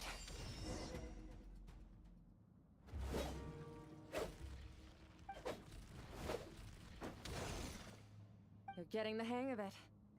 The first step to controlling your emotions is controlling your mind. You want a unified train of thought. It all comes...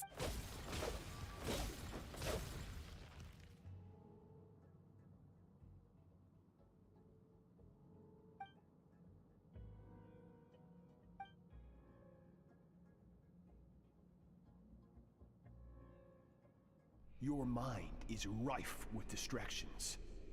From now on, I shall show no mercy in your training. You must learn to shut out all the pointless emotion. Crush the self that makes you weak, and become master over your physical.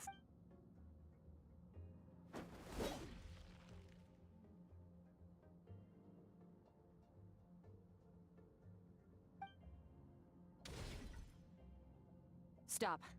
Let's pause here. One look, and I can tell your mind has wandered. That's to be expected. There's a limit to how long a human being can concentrate on one thing. Staying calm and focused sounds simple in theory, but in practice, it's more demanding than sword work or elemental abilities.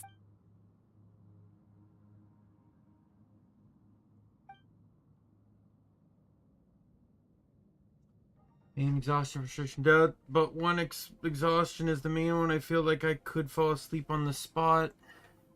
Get some rest. No point training further if you're already dead on your feet. Like I said at the beginning, the only goal of this training is for you to reach a point that you're satisfied with. You managed to push past your limits, which is a good start. You can be proud of that, and sleep well knowing that you've earned it.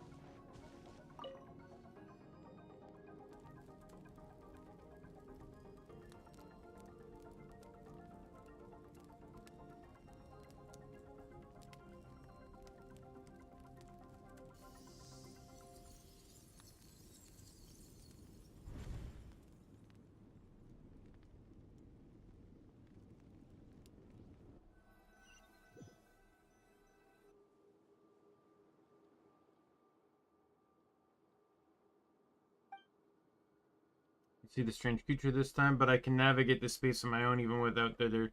I don't know how to leave, so I'm stuck here until I wake up. Can't hurt to take a look around while I wait.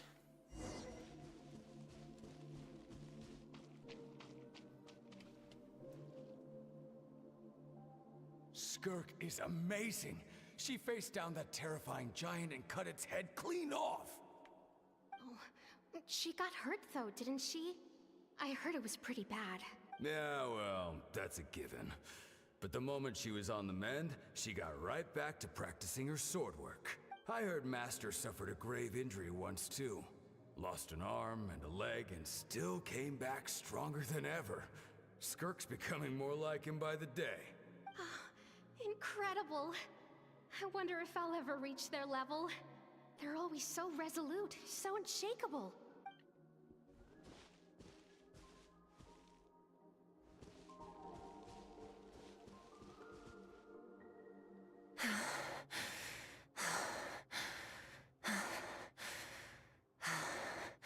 Pathetic. You're not even trying. You're so much weaker than you think. Skirk, have you become a positive light in this world?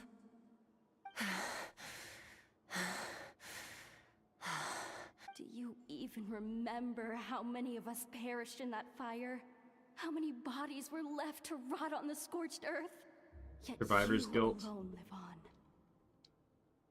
Keep your gaze fixed on your blade. You don't deserve to rest.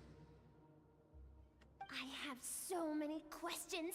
I just want to jump in a spaceship, explore the whole universe, and get answers from the stars. I just need to wait till I'm grown up. Then, I can do anything. Now, you must bid farewell to who you were in the past and become someone stronger. Run, Skirk, run! Only death awaits us here. Keep running, and don't ever look back.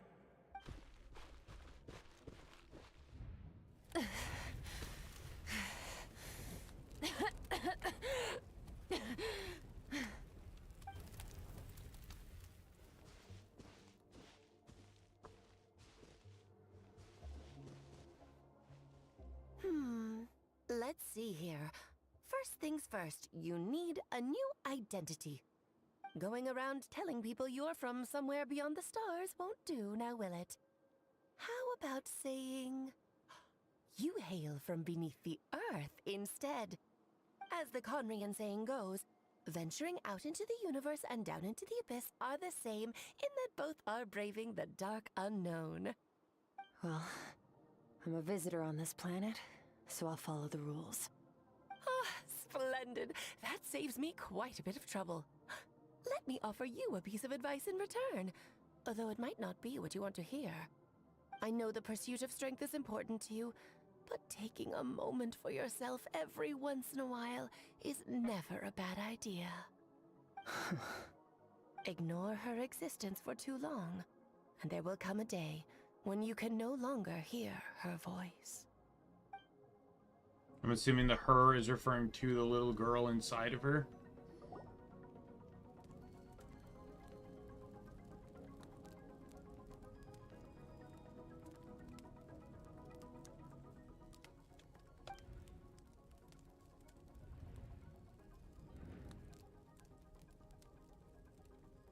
You can find in the distance there's a fragrant aroma of air, grilled meat. You're awake! You must be starving, right? Ta-da! A barbecue feast just for you! Yeah, I'm starving. Of course you are! That's why Skirk and Paimon got this all ready for you. Dig in, before it gets cold. So you're best friends now? Ah, well, if you're around someone long enough, it's bound to happen. Plus, Skirk can cook. So, Paimon decided she can forget the whole ice queen thing. Paimon's not one to hold a grudge. Here's an idea. Let's save the chit-chat until after the meal.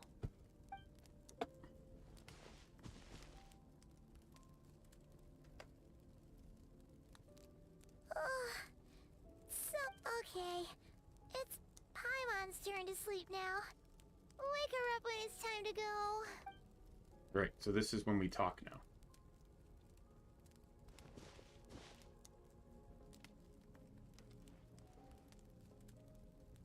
I have good news. First, your training is complete. You have what it takes to wield immense power. Now it's just a matter of putting it into practice.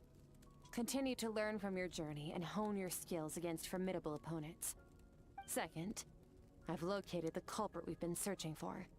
Next, you just need to retrieve the missing part of your soul, and our business will be concluded. When Thank you. Ajax trained with me, he once told me he was bursting with questions. So I allowed him to ask me 3 of them before he left. You and I may never meet again, Traveler. So if there's anything you want to ask me, now's your opportunity. Just like Ajax, I'll answer 3 of your questions. World witnessing. There are many questions I could ask, but the most important was, are you really from Teyvat? Okay, not the angle I was expecting. What makes you ask that? I didn't tell you earlier, but while we were dream mirroring, I think I saw your memories. Break her composure. I guess it really took her by I surprise. knew that was a possible side effect. Closed off my mind to you for that exact reason. Even with the dream mirroring, you should have seen nothing but endless darkness. Didn't share those memories with me on purpose. In fact, she tried her best to keep them from me. Speaking of endless darkness, on my first time there, that was all I saw until the strange creature appeared. Whatever. Must have been a flaw in my execution. I shouldn't be too surprised. Due to some recent circumstances, my self-control has been lacking as of late. Since you've seen what you've seen, there's no reason to hide the truth. All I ask is that you keep it a secret. No, I'm not from Teyvat. I'm from a different planet. And there was a time when I journeyed through the stars. A lot like you in some ways. Do you mean you're also a descender? No, we're different in that respect. You're influencing the fate of this world. But me, I'm just passing through. Several hundred years ago, my master, Sertologi, opened the border between worlds and sent me here. But this is not my home. And one day, I'll return to the vast unknown of space. So, there you have it. On to your second question.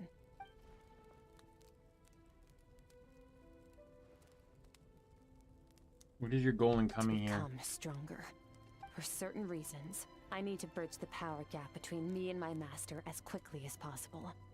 But first, I need to understand the source of his strength. To do that, I need to follow in his footsteps. Walk the path he once walked. And somewhere along the way, I'll find out how to defeat him. That is my sole focus and purpose. Okay. You hear how serious this is for her. I wonder what those certain reasons can... Quickly she blazed through the answer. I doubt she wants to talk about it. What should I ask? You make it sound so easy. Ever since the incident I experienced there, I've never stopped searching for Master Skirk and that unknown abyss. But it's been years now, and I've still found nothing.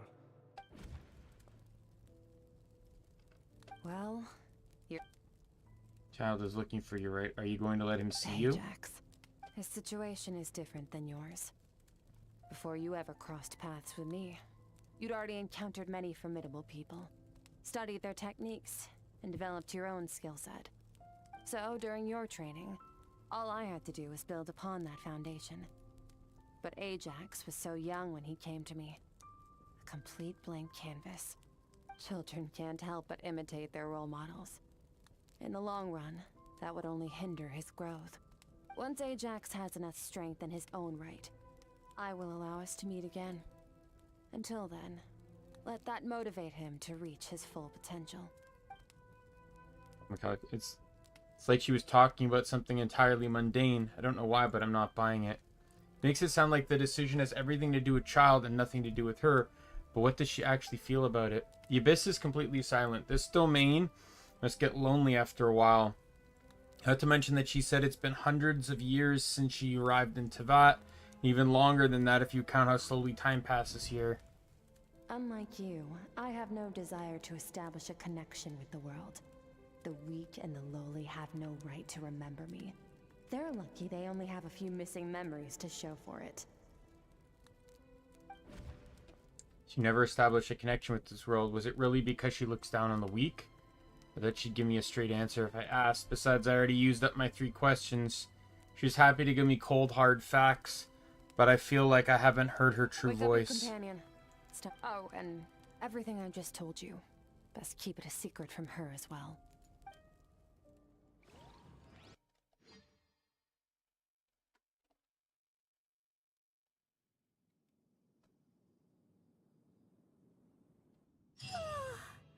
Time to go. Oh, fine.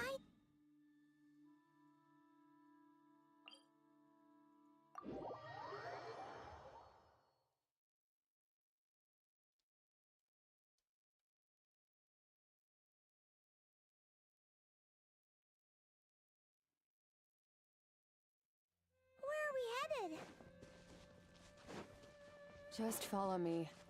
I'll open an abyssal rift close to the culprit's location. It will take us to where he's hiding.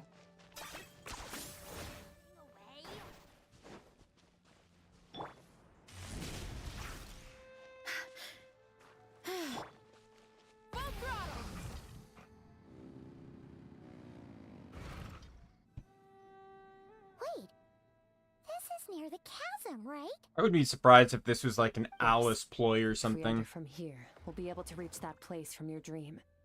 You have some experience with abyssal domains by now, but still, this is someone else's territory. Best to proceed with caution. Don't worry, Paimon's an expert at hiding behind other people for safety.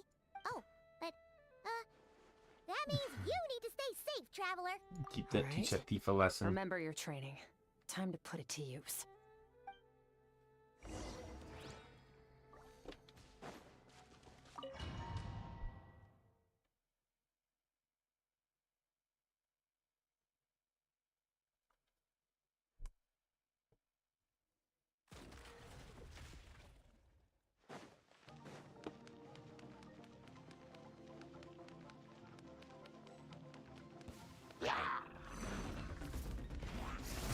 Wait, did it change my element? Can I just double check here? Okay.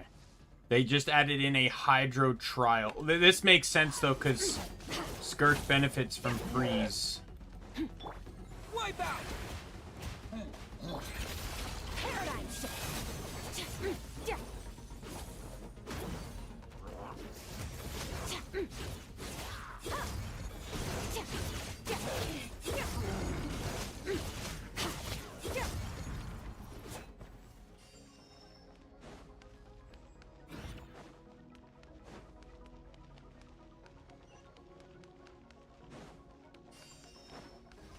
Whoa! Look at all these spikes! Careful, don't get hit! You know what? Paimon's just gonna float behind you. Come on, you got this.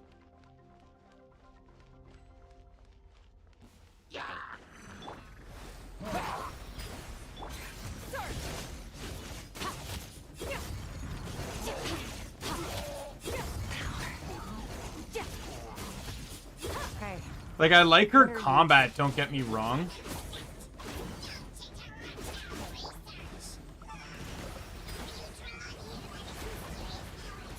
Dusty. Like an abandoned house. Let's press on.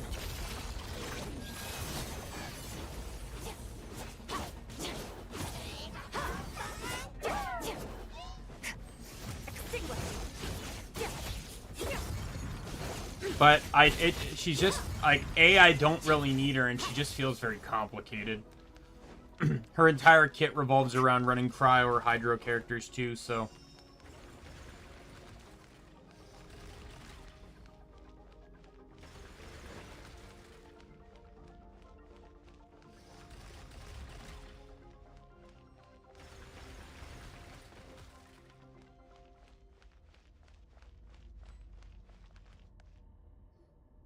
Oh, looks like this is a dead end.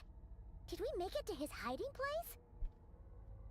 Ugh, this fog is making it impossible to see anything! This should be the place where you were attacked, traveler. The missing part of your soul should be nearby. Can...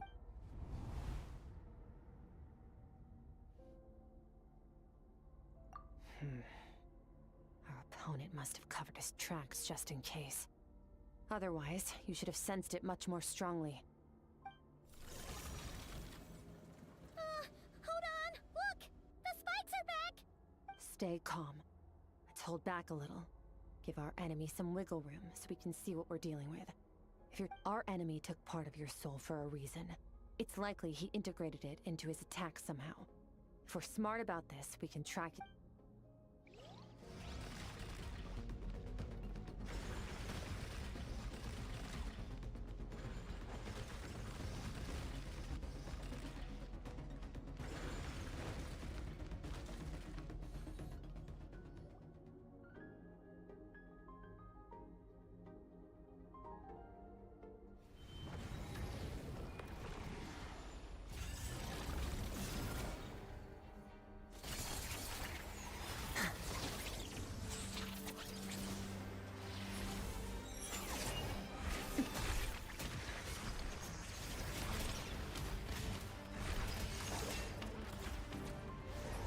From the start, the attacks have been focused on me. Trying to break through my defenses? I see.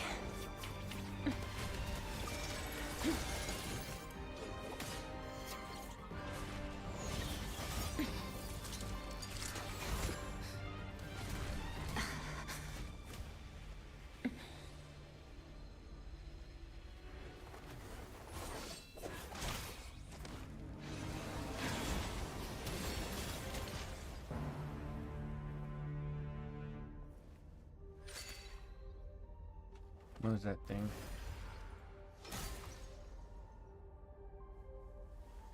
Is that the part of his soul?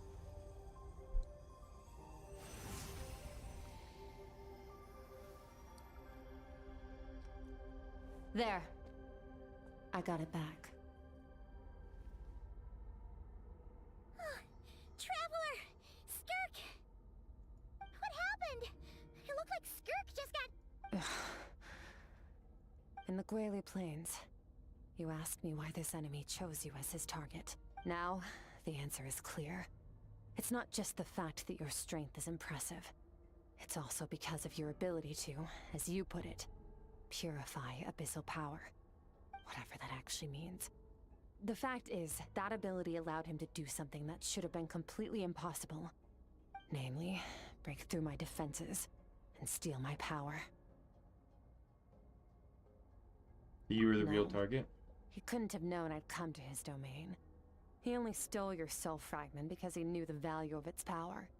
I doubt he expected it to come in handy so soon. Call it fate if you want. I believe that's the term they use in this world for arbitrary coincidences like this. In any case, it works to our advantage. Once I realized what he was using that power for, it gave me the chance to get back what you lost. But you... I'll cope. Oh, done gorging? Good. Time to answer some questions. How did you get the power of the all-devouring narwhal? The all-devouring narwhal? Oh, of course! Paimon knew that spike thing looked familiar. It looks just like that narwhal's horn! I highly doubt you acquired that power through your own strength. Tell me I'm wrong. You're desperate enough to scour the land for god remains and whatever vestiges of power you can find. That alone proves you wouldn't be able to defeat a creature like that. Which leaves one possibility. You know my master, the Foul, Sertologi. The Foul? Who dares call him foul?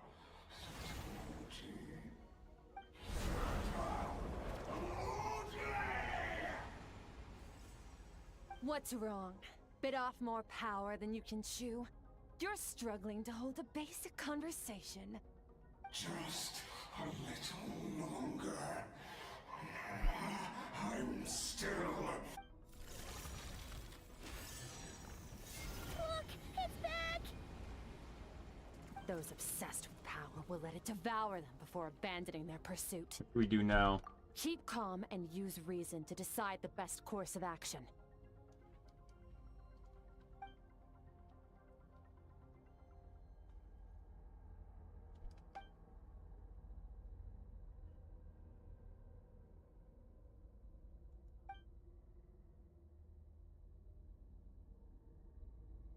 We attack. I can't guarantee her or Paimon's safety. Is a hard decision to make, but...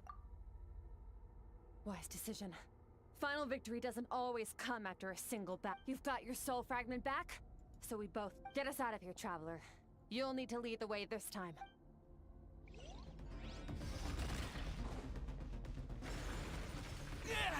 Skirk, is your shoulder gonna be okay? The wound is minor. It'll heal in no time. You should focus on getting out of here alive instead. Uh-oh! Falling spikes! Run!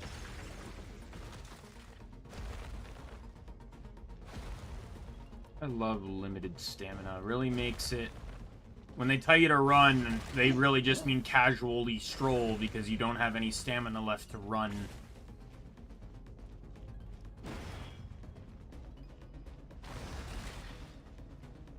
We need to get rid of stamina on sprinting. I think we just need to do that. Like, I don't care if it's there for charge attacks. I don't care if it's there for climbing, get rid of it for sprinting. Sprinting should stop being there on suspicions. That's why I decided to investigate in the first place.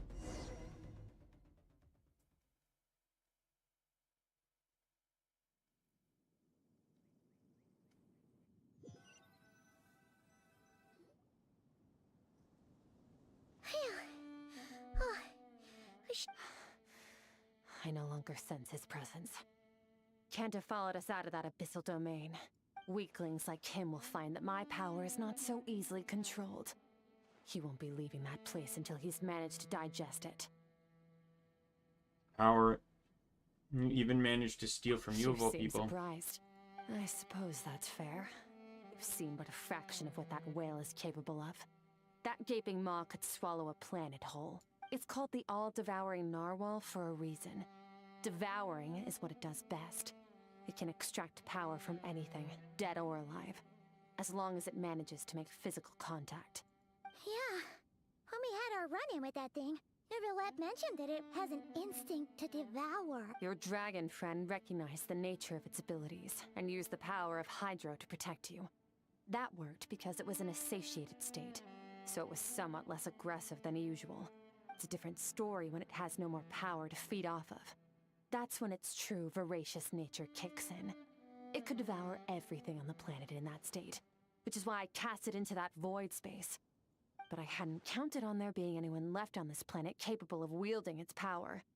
To me, that says he must have encountered the whale a long time ago. Meaning, he must have known my master. Exactly.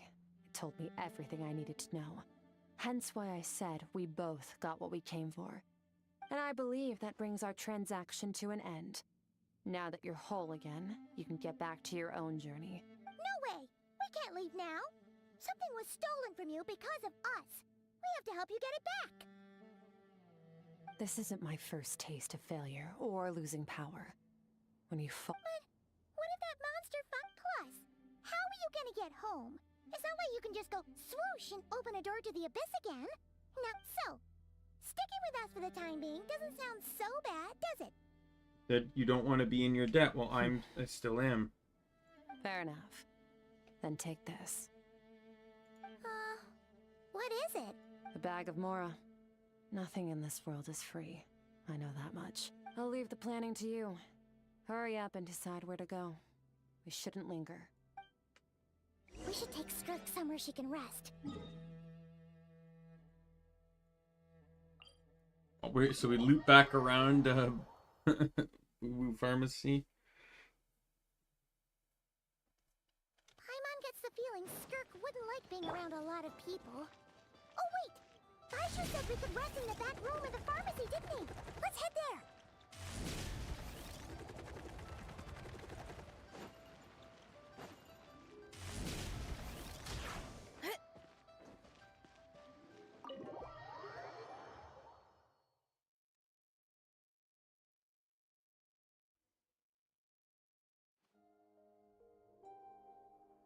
Huh. This bag from Skirk has a ton of Mora in it. Does she have a job or something? Wait, no. After what we saw at Wamin Restaurant, that seems impossible. Can you imagine? I'll be collecting my paycheck now. Oh, sure thing. Can't hold a job if you make everyone forget about you. So, what did you do to get all this Mora? Claimed some buried treasure, took care of a few monsters that were causing trouble. Nothing untoward. It's safe to use. You heard all that? A sonorous voice like yours is hard to miss. I wouldn't be surprised if the sound of it traveled to the nearest mountaintop. Did you by chance happen to hear Paimon's little, joke earlier? You mean when you called me Frosty the Lavender Melon? No, sorry. Paimon totally misspoke just now. Okay, fine. The truth is, Paimon didn't like you all that. I noticed there was only one bed. Go ahead and get some rest. Wait, what about you? I don't get tired, and I don't need rest. I'm going to practice my sword work. That should help me regain. But your shoulder... Hey, don't just leave! Whatever. Let her tire herself out. Let's get some sleep, Traveler.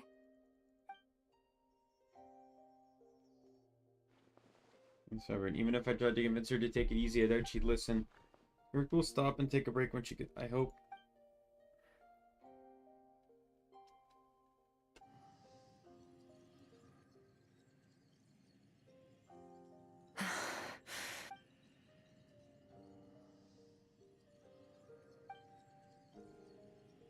She's acting like she didn't want to, she didn't just get stabbed in the shoulder. Something seems off with her, though.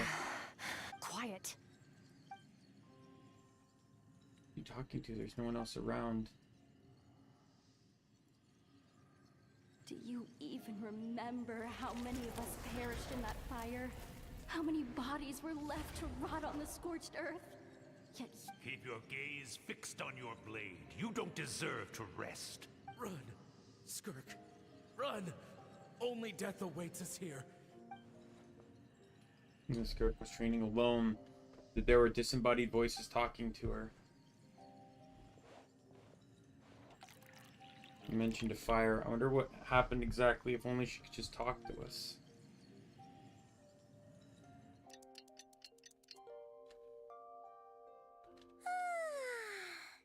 Getting an early night's sleep is the best. Wait, Skirk? Have you been sitting? About 60%. Maybe 70. Whoa! Paimon thought it would take at least a couple of days. That was fast. No, not fast enough. That's 20% less than last time. Same training regimen, same intensity. Nothing felt different, but somehow Because of the outcome spike fell that short. stabbed you. No, I think the problem's... I need to meditate for the next 2 days. Deep introspection should help me find the... Ooh, sounds intense. Well, Thanks. See you in 2 days.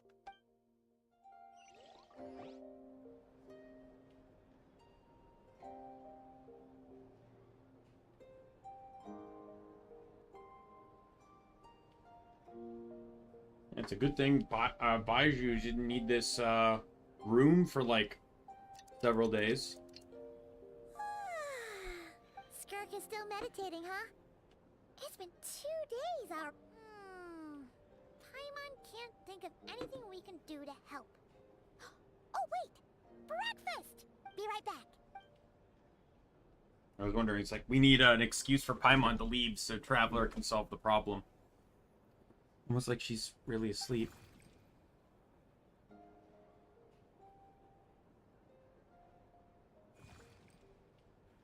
What are you doing here?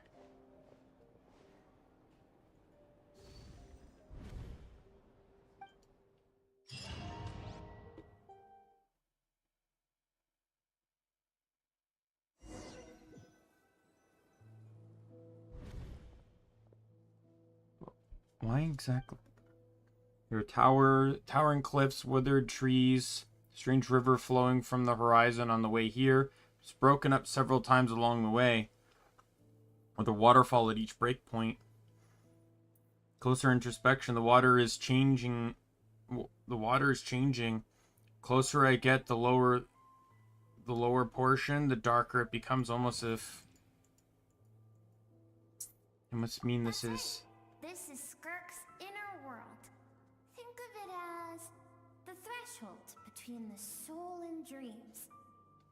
This isn't your first time here, but what you remember is probably a space covered in darkness. I only managed to illuminate a small portion for you back then. Actually, it's my first time talking to someone like this.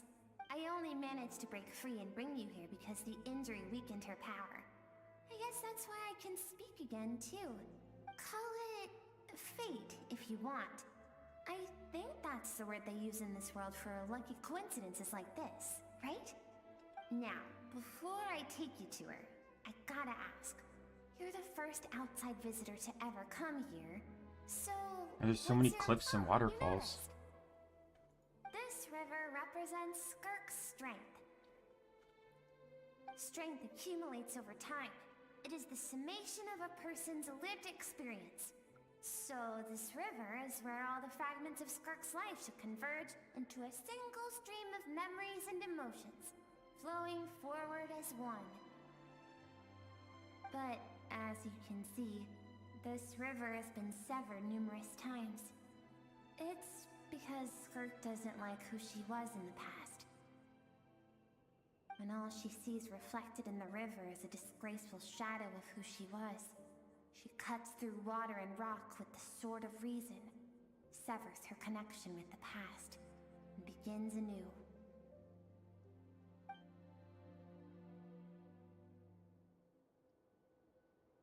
Reminds me of something. You must learn to shut out all the pointless emotion.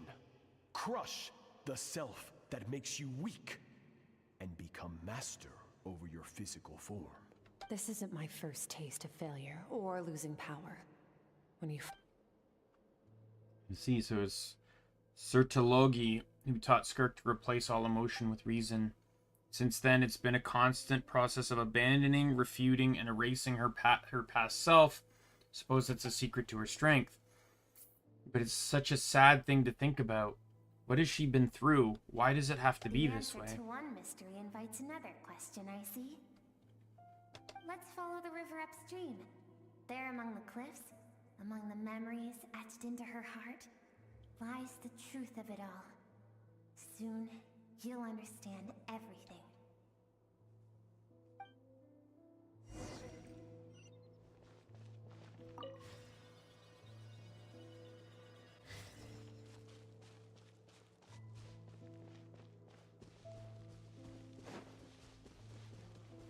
This area kind of looks like it's a mix between like Fontaine and Economia.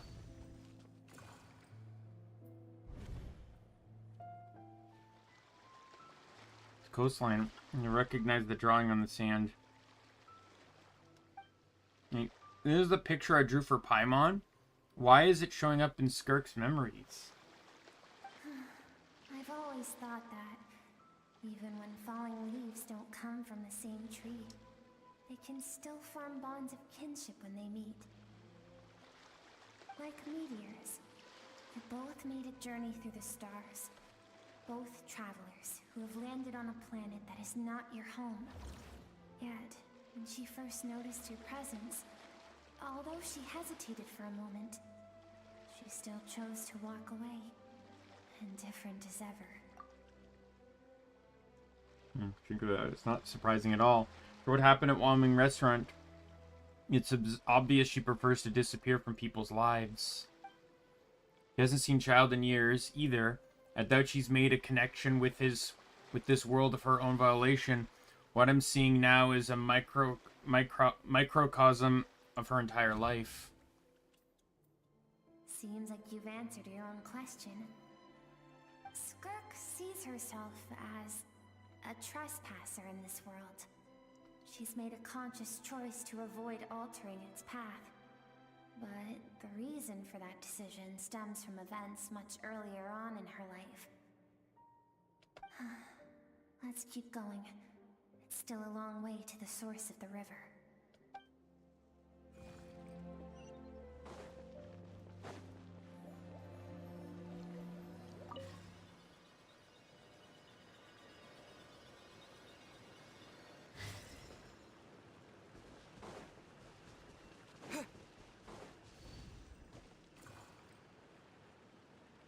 Now have what it takes to wield immense power.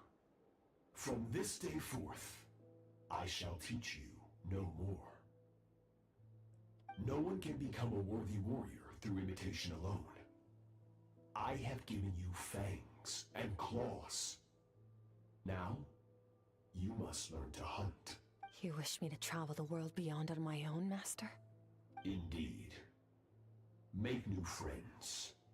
Embark on your own journey, and piece together a new future from the shattered remnants of your past.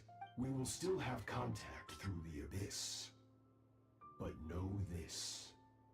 One day, I will take the life you worked so hard to rebuild, and reduce it to ashes. Just like the fire that haunts your mind. Why do you do that? I have told you before. Fear is the catalyst for human evolution. You have tasted loss. You have known fear, so deep it can be felt in the bones. But as living beings, we all have an instinct to detach from that which harms us. And thus pain dampens over time, and the acrid taste of fear becomes but a distant memory. Yet now, I have bestowed upon you the gift of fear eternal. It will drown you in the nightmare of your childhood, or it shall drive you to defeat me, whatever the cost.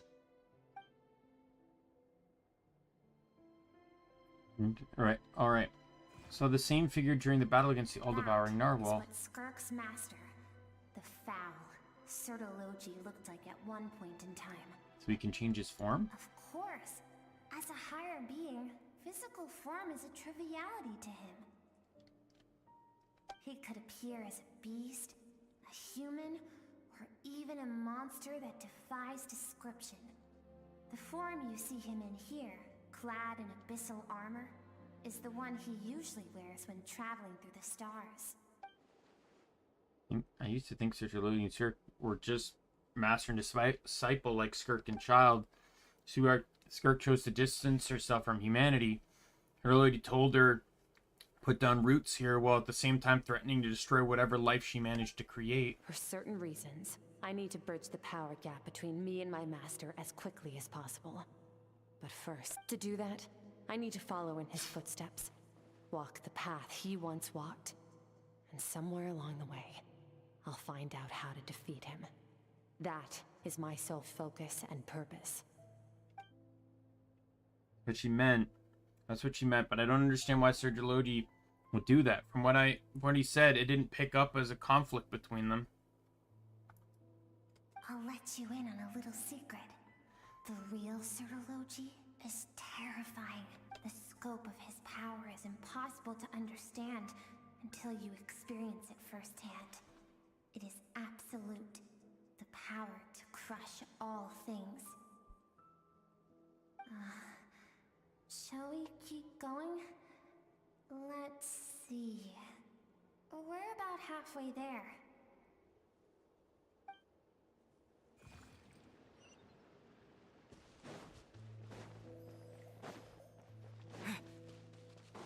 Yeah, this second part's really much more entertaining.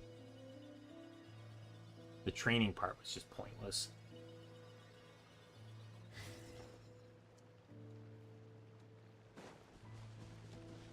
I would have rather been stuck in cutscenes than do that. Especially when Skirk was a kid. You've made it quite a ways already.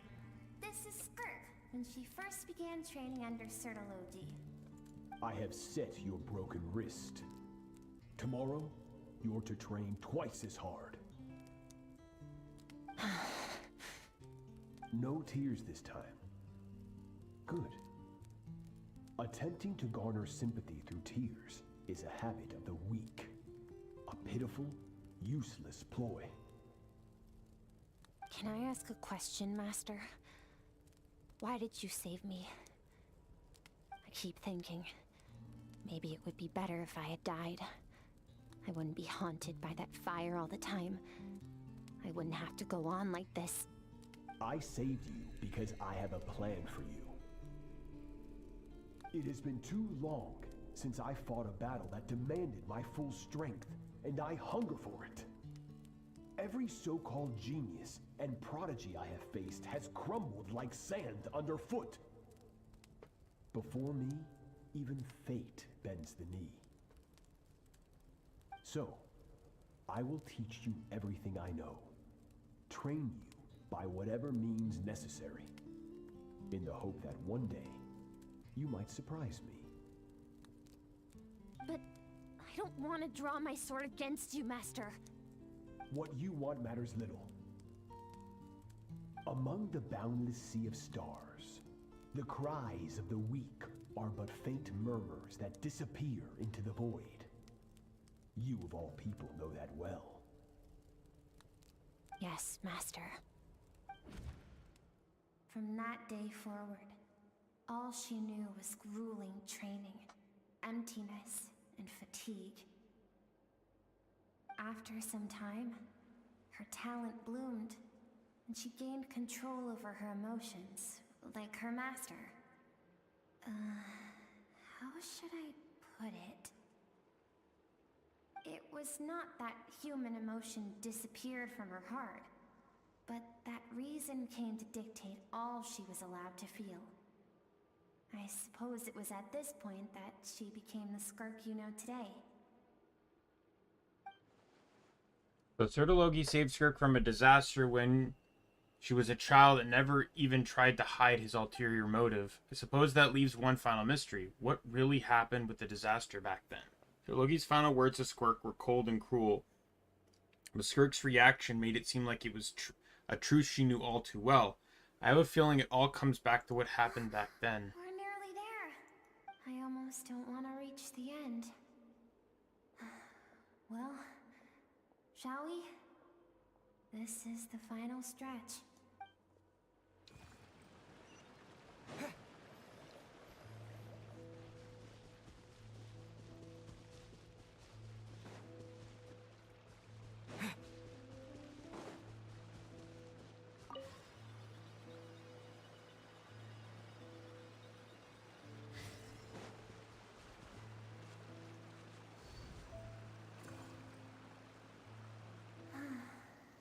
These are Skirk's happiest memories. What a simple and carefree time it was.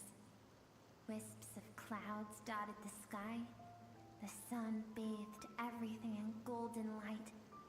And when song filled the air, not even the shyest of flowers could resist swaying along.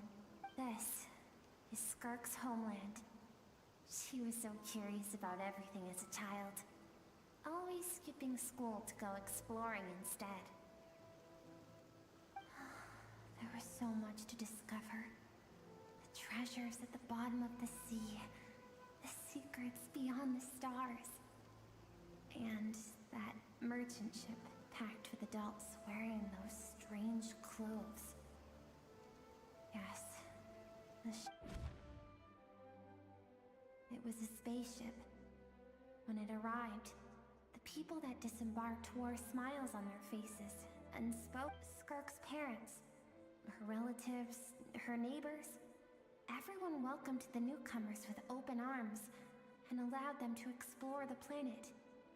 To them, the visitors were guests and should be treated with hospitality. No one had any idea of what was to come.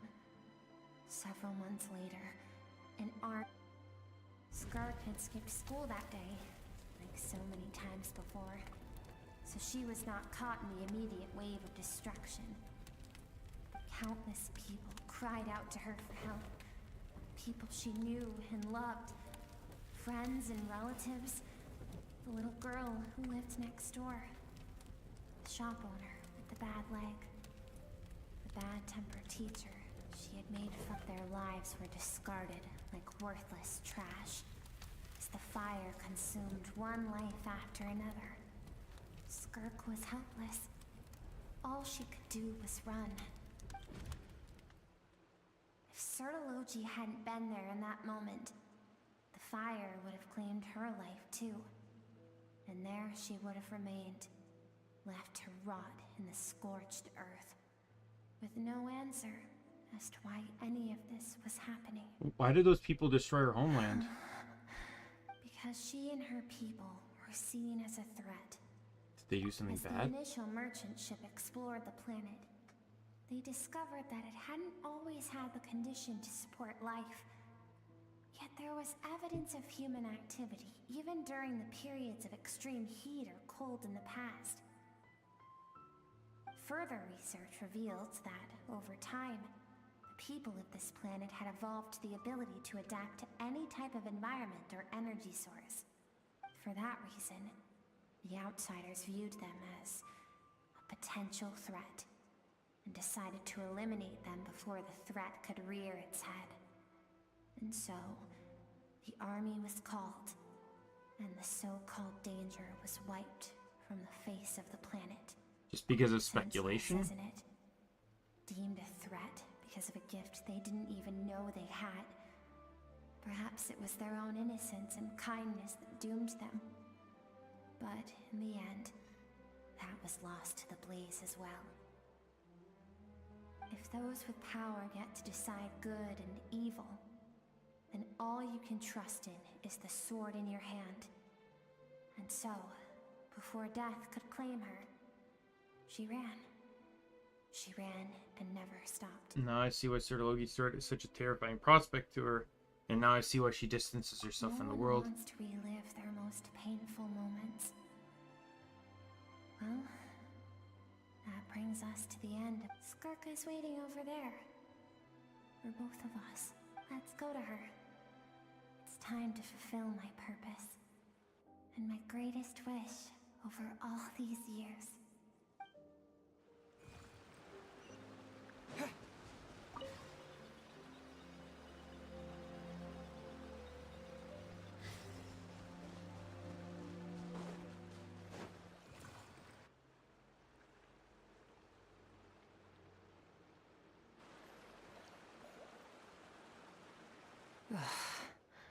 So all this, just so you could bring him here. I have things to say to you. Well, to me. I want someone to witness our reconciliation, even if it takes an argument to get there. And he is the best choice in this moment. You must be. Her suppressed emotional self. The version of herself she keeps locked in the recesses of her mind, stifled by reason. All those rejected impulses, those discarded aspects of your past selves, they are a part. I am who you used to be. Someone you have refused to face for too long. So, I came to face you instead. You're wrong. I've faced you all along. And that's exactly why I keep you locked here. Your existence makes me weak. Moments of joy and longing are when we are most vulnerable. Don't forget, it was a penchant for goodness over reason that doomed our homeland in the first place.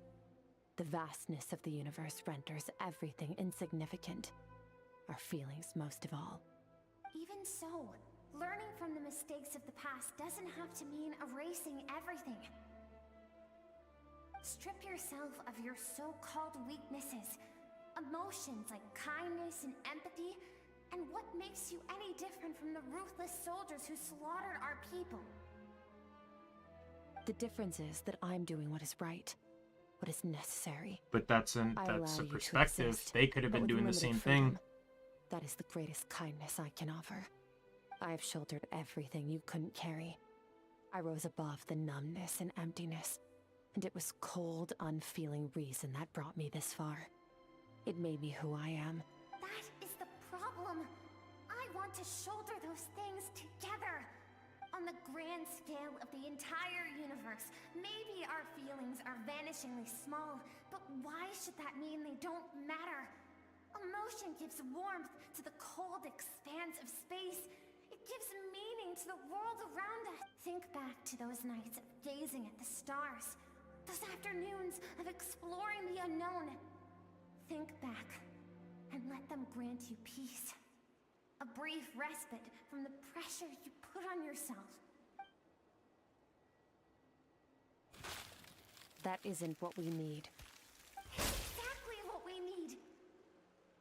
Aren't you curious about why recovering your strength has taken longer than normal this time? Finally, you get to the important part. That is the only answer I came here to find. Then look around. Look at your inner world. You cast aside your dreams and curiosity, and in doing so, you lost your original motivation. You severed all connection to who you used to be, so you can no longer draw strength from your past. Now, the only things driving you forward are fear and survivor's guilt. But these cannot take you far enough. And so, this river, the source of your strength, grows more polluted by the day. And you think that means I should seek help from a weak little thing like you? Your emotional self isn't weak. The fact that she transcended time and broke free of her constraints to come to face you, that proves it. Thank you for saying that. I knew bringing you here would be the right choice. To be honest, I'm not here to argue with you. This isn't about who's right or wrong. And in fact, I agree that in order to make it through the wake of that tragedy, we had to distance ourselves from the pain through reason over emotion. But what is right at one point in time isn't always right forever. I know you will never forget that fire. I know the fact that you were the sole survivor fills you with guilt. And I know that among the voices that haunt you, mine is there too. Because deep down, you know that you didn't turn out to be the person you wanted to be. All those unfulfilled hopes are like knives to the heart. And I don't want you to hurt anymore. So even if you can't accept me, I hope, at least, that you can let go. Hey, Elaine. I keep thinking, maybe it would be better if I had died. I wouldn't be haunted by that fire all the time. I wouldn't have to go on like this.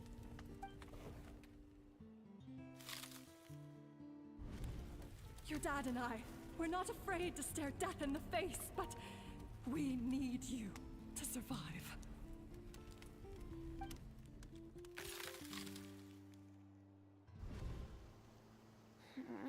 I'm sick of being a kid. There's so many amazing things out there, and I'm ready to see them all.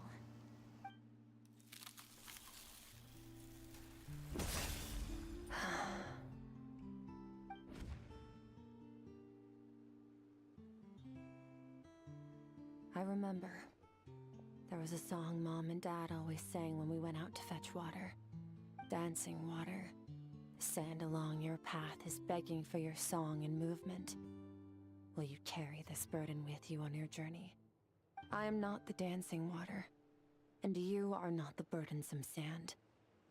But if this is your wish, then I will carry you with me until the end. Thank you. I should be thanking you.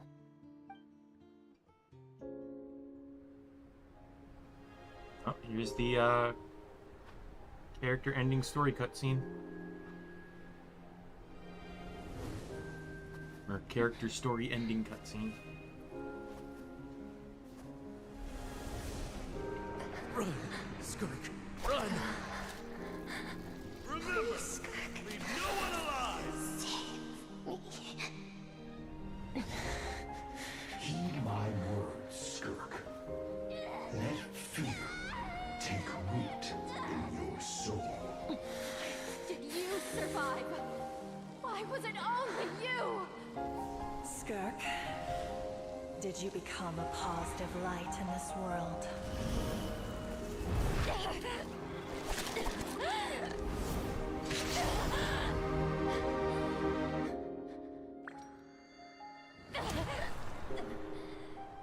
Hey, this doesn't have to be the end.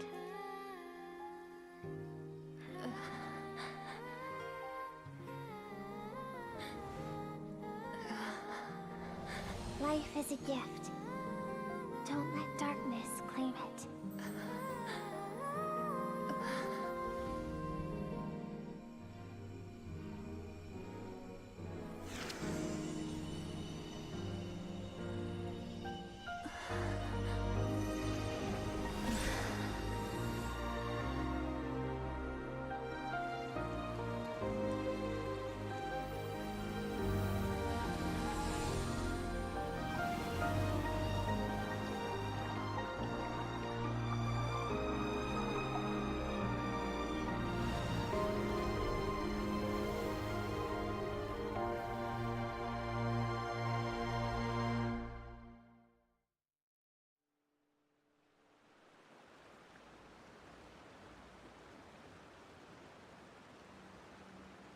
So, you saw my memories then.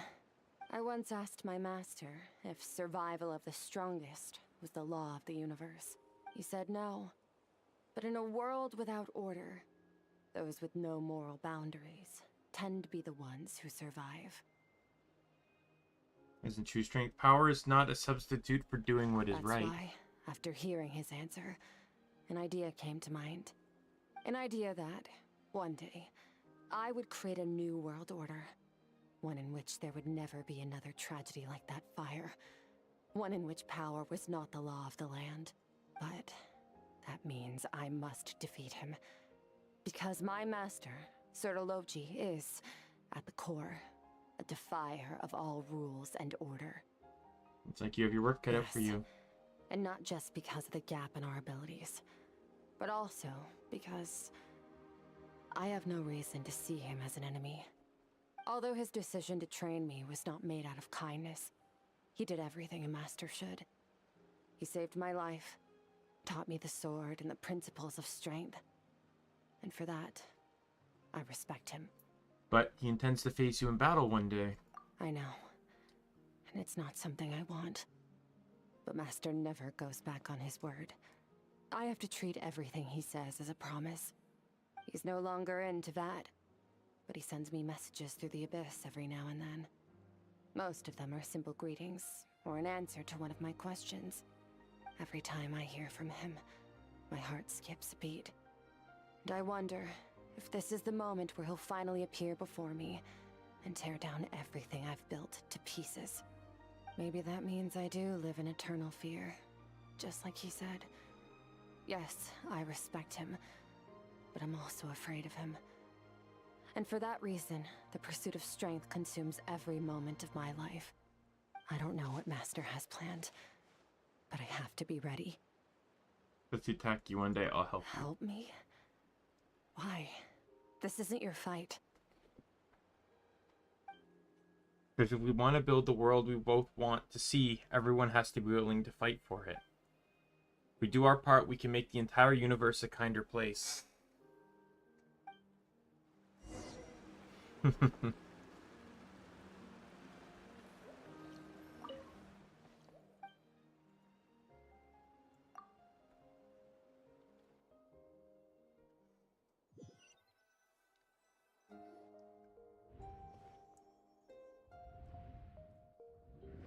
you're finally awake! Honestly, Paimon was gone for like 2 seconds and then she comes back and finds you both unconscious? Oh, you scared Paimon half to death. You're both okay, right? What does it look like? Looks stronger than Only ever. water from the source can cleanse the rot and filth that flows from the past into the future. I taught you to incorporate the experiences from your journey into how you fight. I suppose what happened today will become an inseparable part of who I am. Okay, so Paimon feels like she's missing some important context. But whatever. Paimon brought back tons of delicious snacks. Let's dig. All right. It's about time we finished what we started. We're gonna deal with this thief for good, right? Show 'em what we're This made of. time, I'm not going to tell you to hold back. But having digested even more power in the meantime, he's going to be tougher than before. The good news is, we have no reason to pull our punches this time. So, let's go.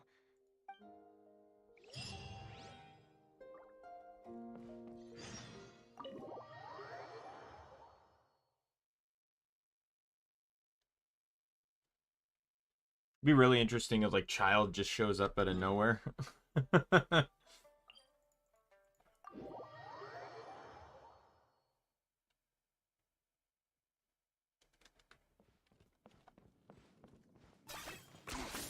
Points for agility. Try and stop me!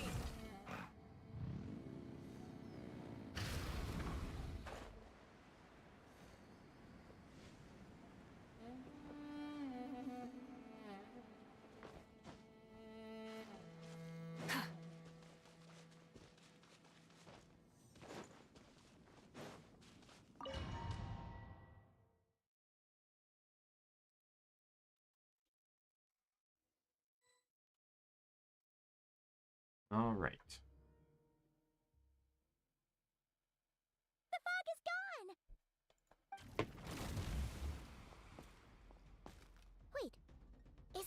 form the all-devouring narwhal changed into?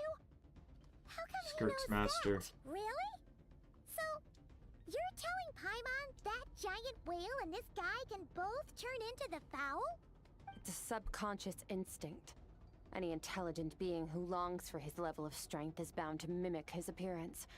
It's a natural response after encountering someone as powerful as Master. To them, he represents ultimate power. We know the person before us has encountered Master, and we know he stole a portion of my power. So it's not surprising that he would assume this form. Okay. Oh, the closer Paimon looks, the more intimidating it gets. Nervalette isn't here this time, so it's up to us. He won't have the nerve to steal again after we're done with him. Let's...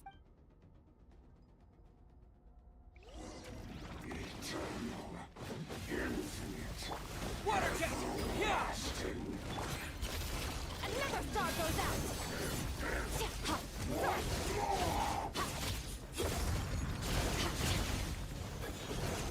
Haven't forgotten your training, I hope.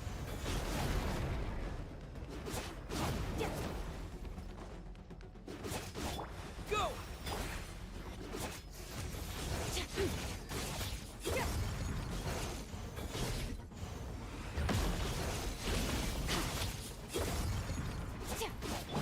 Water jet!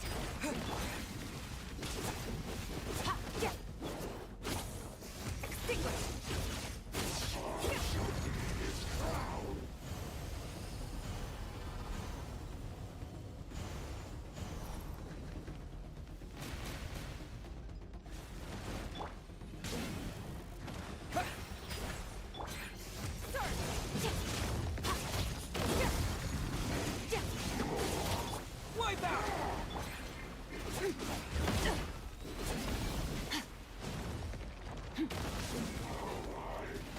Oh, fuck off.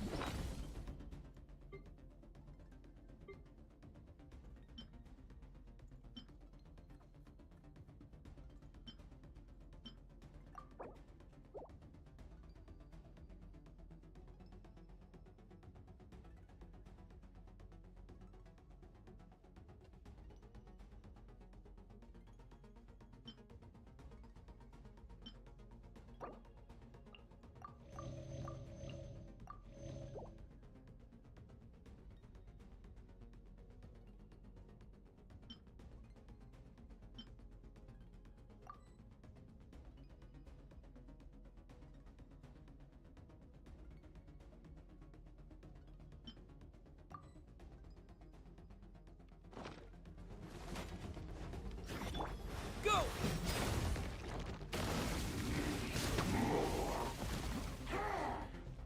Go!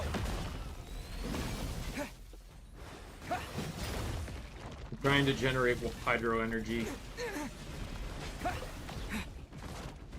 So I can do this.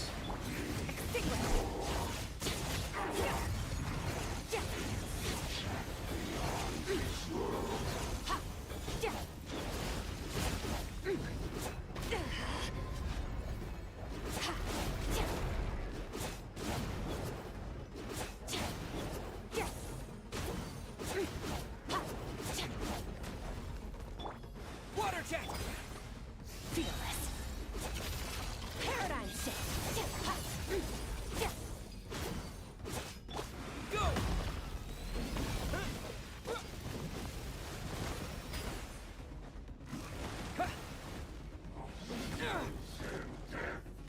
Water jet! Annihilate.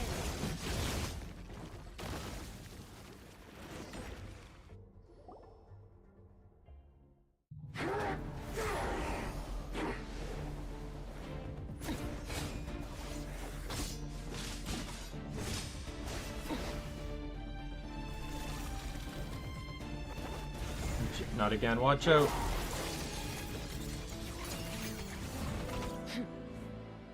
Haven't had enough of my power.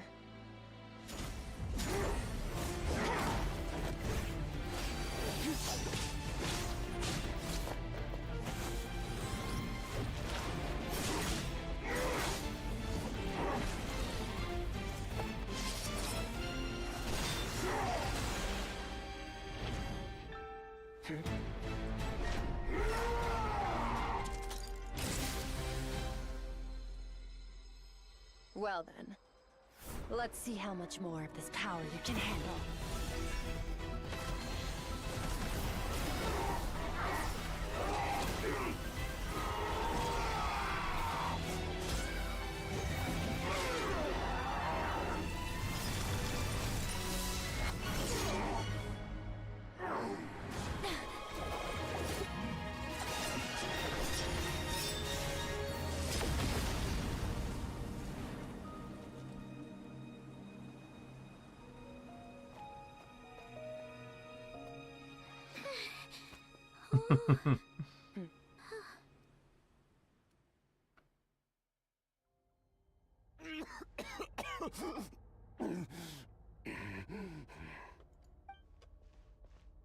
Well, have you come to your senses? You saw that my body was at its limit. So, you deliberately channeled your power into me, knowing that it would destroy my shell from within. Such power. Such keen battle instincts. So, you must be... Skirk, Sertologi's disciple. How long has it been? How long has he been away from Tevat? Hundreds of years. Hundreds?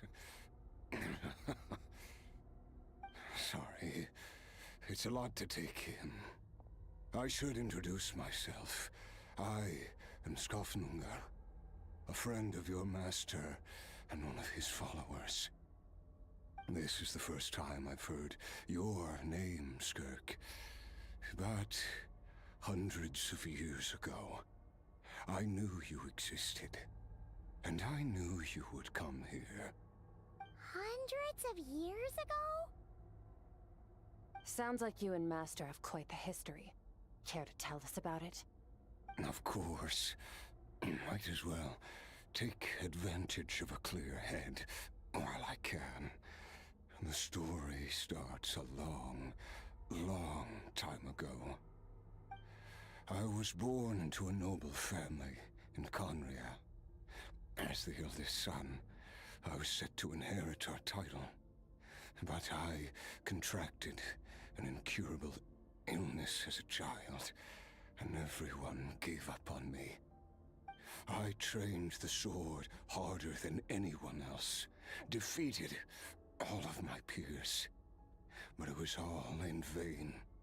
When other people looked at me, all I saw in their eyes was pity, or a strange glee in my misfortune. Even my parents were just waiting for me to die. Over time, my heart hardened, and I became aimless. That was the point where I met your master, Sertologi. We were similar in age, but different in background. He was born in prison, the son of criminals who had been sentenced to death. He spent his childhood wandering the streets, facing more criticism than the literary works in the Universitas Magistrorum. Yet, he always wore a smile on his face, as if kindness and malice were one and the same, and he could not see the difference. I still remember what he said to me when we first met. You need to fight to survive. Even if it's a losing battle, it should light a fire under you. How can you sit back like this and go down without a fight? That does sound like something he would say. He was the first to acknowledge that I was worth something, and he inspired me to keep going. When we sparred together, it was the first time I'd actually felt the thrill of combat. When I was 10, he stole forbidden research materials and managed to cure my illness. It was like there was nothing in this world he couldn't accomplish. When it came to the human form, he was always intent on pushing the boundaries of possibility. But Somewhere along the way, I fell behind. My talents were nothing compared to his, and at some point, I realized he had pulled so far ahead, I was too embarrassed to even ask him to spar. After his grand endeavor was successful, he sought me out and said to me, "This planet no longer holds anything of interest to me, so I'm leaving. But first, I have an offer. I can use a power I have just refined to break the curse of immortality for you. Your death was once what we worked so hard to prevent. But the immortality you now face is a different kind of pain altogether." I'll pass. Immortality doesn't sound so bad to me. Since I can't die, it means I have an infinite amount of time to get stronger. Maybe I'll finally catch up to you one day, and we can spar like we used to. Are you sure? I cannot say when I will return. Your body, or rather, your soul, might not be able to withstand this curse. All I can do is try.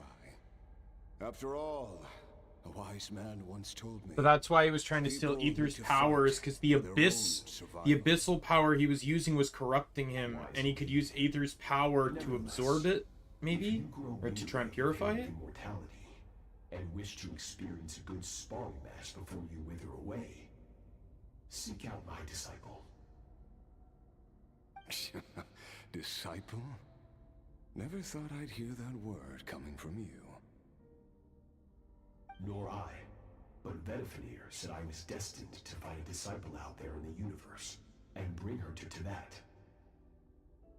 You know as well as I, Vetifanir's prophecies are never wrong. Well, now I'm curious about who this disciple of yours will be. All Vetifanir said was that one day, the stars shall bow in her honor. Sounds pretty impressive. Of course. Only the most outstanding people would have the right to become my disciple. Still self-assured as ever, I see. But you're not wrong. I'll be leaving then. Oh, and if you are serious about getting stronger, I left you a little gift in the primordial sea. As I've said before, walk whatever path you want. Freedom means even the wicked get to make their own choices. Waiting for me in the primordial sea was the all-devouring narwhal, already beaten into submission by Sertologi. In its weakened state, I was able to cut off part of its flesh and sew it into my own heart. Your heart? That sounds like torture. How did you even survive that? Because, of course, I bear the curse of immortality. So, you used the curse to turn yourself into a vessel for power. Even with that whale's ability, devouring power like that is not something the human body can withstand. With your body and soul constantly at the breaking point, it was the curse of immortality that sustained you. But that is not the path to strength. You have to pour your heart into it, work for it, dream of it. Instead, you stole something that didn't belong to you, and it backfired. You're right. I should have known better, but I had already pushed myself to my limits, and he was still miles ahead of me. So I had to take a leap of faith. I miss your master. I miss the days when we were all together, troublemakers without a home. I don't regret the choice I made. But if you'll allow it, I do want to apologize. To both of you. After the beating we just gave you, I think we can call it even. You're an interesting one as well. Sertologi's disciple. That's a lot to live up to. It can't have been an easy experience. I know what he's like. He rules with an iron fist, using despair and fear to force you to catch up to him, all the while standing ever out of reach. We're like mountain climbers in the dark, never knowing how much higher we have to climb, or when we will see the sun again. True. But I made up my mind long ago. No matter how dark it gets, I will not give in to despair. I will overcome it. Besides, after hearing your story, I suspect what Master really wants is not a battle that demands his full strength, but rather a defeat without regrets. Oh? Since you're his friend, you must have some things in common. First time we came here, when you stabbed me through the fog and stole my power, I felt no emotion coming from that spike. But when you had to devote all your strength fighting me just now, I could feel joy and passion emanating from your blade. It was the joy of a researcher discovering the truth of the world, the joy of an artist uncovering a temple of wonders. Interesting. I'm certain I didn't express those emotions outright. Yet you were able to read them from my blade, like a glimpse into my inner world. You're right. That battle brought me an unbridled sense of joy, and my defeat brings me no regret whatsoever. Exactly. I think Master also craves a battle like that. One where his opponent forces him to use all his strength, unlock the extent of his potential, and transcend his own limits. A battle to end all battles. After which, all can come to an end, including, perhaps, his life. For that very reason, good and evil are meaningless to him. He has one purpose, one goal: to complete himself. It's one of the secrets to his strength. Perhaps you're right. Perhaps that is his call. What a battle that would be. Oh, to witness such a... Are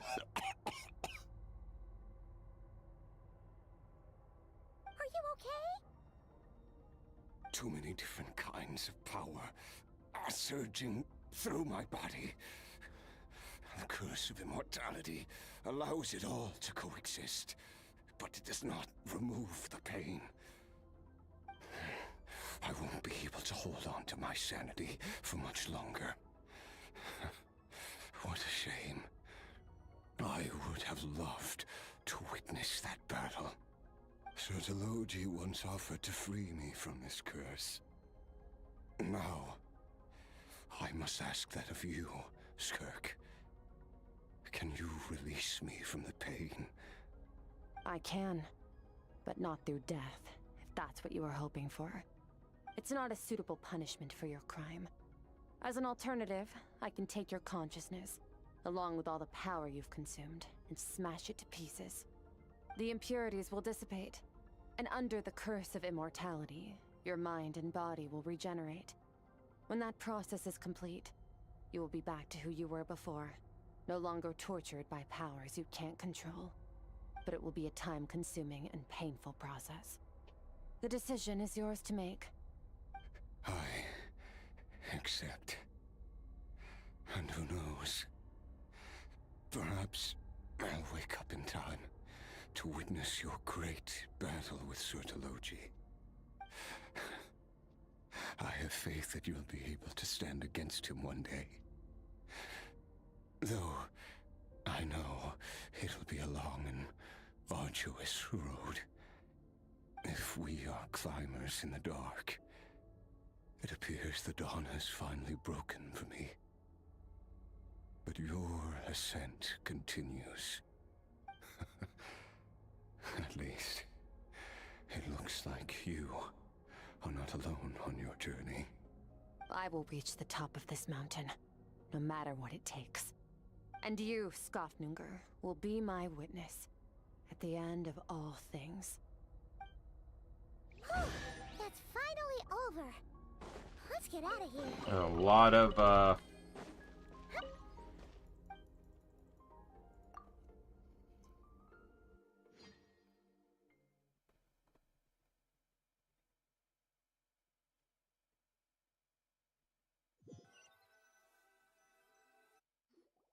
We did it! Oh, it's only been a few days, but it feels like forever. Once again, we've proved there's nothing we can't overcome. We're just that awesome. didn't even break a sweat. Wow, you sound even more confident than usual. Guess you really have become stronger. Today sure went by fast. It's night already. Oh wait, that reminds Paimon. The stars you mentioned, the ones that died out, are they back now? Yes. The power Skafnungur stole has been returned. So, the stars have regained their light. Great! Huh, it's crazy that you even noticed their light was gone. There are so many stars in the sky. If a few disappeared, Paimon definitely wouldn't be able to tell. I suppose it's because I have gazed upon this sky for centuries. The false stars, hanging in the meticulously planned sky, glittering with rotten light. It's not real. And yet, it is for that very reason that I can look upon it and enjoy the momentary peace it brings. Even the most beautiful of bubbles has to burst. We will return to the real universe one day, whether of our own volition or not. Time marches ever forward. Hey, so is she flat out Innocent and stating naive that taste life's Teyvat is a bitterness. simulation? Yet through hardship, we grow until we learn to seize the sands of time for ourselves and uncover our true strength. Though we gaze upon a false sky, its vastness and majesty is palpable. One can only wonder, what is it going to take for kindness to reign supreme in the vast expanse of the universe? Ugh, this is all going over Paimon's head. But if she knows one thing, it's that the traveler always finds a way. Ever since we met, he has filled Paimon's days with happiness. No matter how tough things get, he always finds a way to make it better. If it's too big a job for one person, then we'll do it with two. And if two's still not enough, then three. We've met so many amazing friends and accomplished so many amazing things. As long as we don't give up, we can make any wish come true. I suppose when it comes to you, anything is possible. Well, I should be going. Now that my power is no longer isolated from my emotions, I need more practice to get used to it. When will we meet again? I suppose fate will decide. Maybe we'll bump into each other on the street. Or maybe we'll reunite on a different planet entirely. Regardless, reunions and partings are but passing moments. More than anything, I hope that at the end of this journey, wherever it takes us, we stand in a world reborn. One without war, pain, or forced partings. One where new life can bloom, even where there was once nothing but scorched earth. For this, we must all work to become stronger.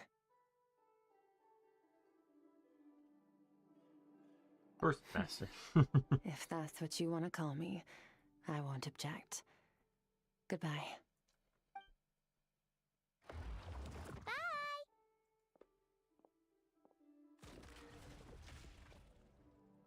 Is it just Paimon, or is she being nicer than before? We definitely count as friends after all that, don't you think? Hey, what do you think about camping here tonight? There's nothing quite like sleeping under the stars. Come tomorrow, we can continue our journey. Oh, and since Paimon treated you to that super nice meal at Wanmin restaurant, it's about time you returned the favor.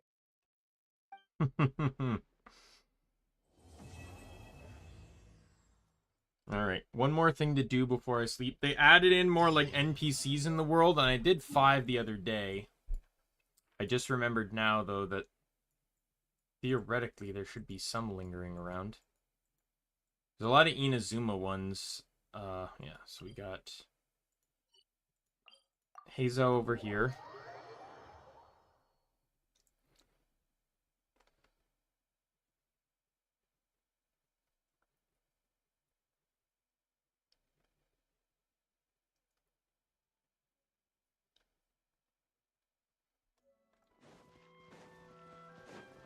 Wait, she gave me her guitar. Oh, it's a model of her guitar.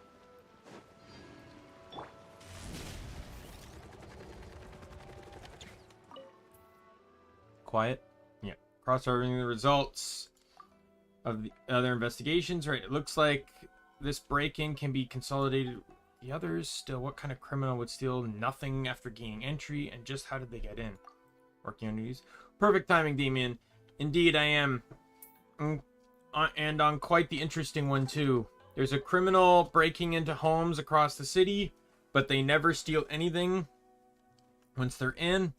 They just make a huge mess of the bookshelves. The residents are already at their wits' end. Though there haven't been any material losses, nobody wants invaders trapezing through their homes, so they filed a case with us. Dealing with a light novel superfan gone rogue. This is already the 3rd home this month. It's a bit much even for someone obsessed with novels. And there's one thread linking all the cases. Every victim owns a copy of the crime novel called The Flesh-Eating Tree That You Shouldn't Mess With. It's even more fascinating as the criminals' methods mirror those described in the book. Even their physical mannerisms, down to the way they walk, similar to the book's protagonists. Cases like this, conventional wisdom dictates that we should first bring the author down to the police station for questioning. I've gotten a different theory, and the Doshin are helping me verify as we speak. If they can find the clue I'm looking for, we'll be able to keep putting the puzzle together. Oh, and what about Sarah? Madame Kujo Sara is leading the investigation herself. She even got all stern with me before leaving. I'll trust your judgment for now, Heizo, but how certain are you? You see that? Right now, about 30%. If their findings align with my expectations, 60%. In the meantime, I need to find someone. If they really exist, then the truth won't be that far off. What kind of person would that be? Someone with a motive to track down every copy of the flesh-eating tree that you shouldn't mess with. Alright.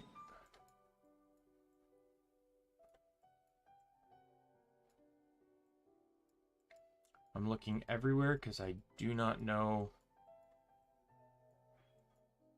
It was like, yeah, it was Sumeru and Inazuma people. It's interesting that it's Sino because it was Tainari yesterday, but Sino was with them. And Sino was voiced as he was in the, he was like one of the few characters voiced during the Lantern Rite that wasn't new. So I already knew Sino was going to be voiced. Tainari was not. Kale was not. Like, who did we stumble across here?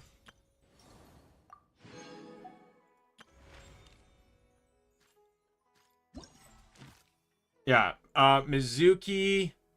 Was Mizuki voiced? I think Mizuki was, but Layla was in her story, and Layla was not voiced. Kirara was not voiced. Sino was. Kale, Tainari was not. Kale was not. Heizo was not. And Ayato was not. It's interesting that they just flat out tell me who all the characters are, though.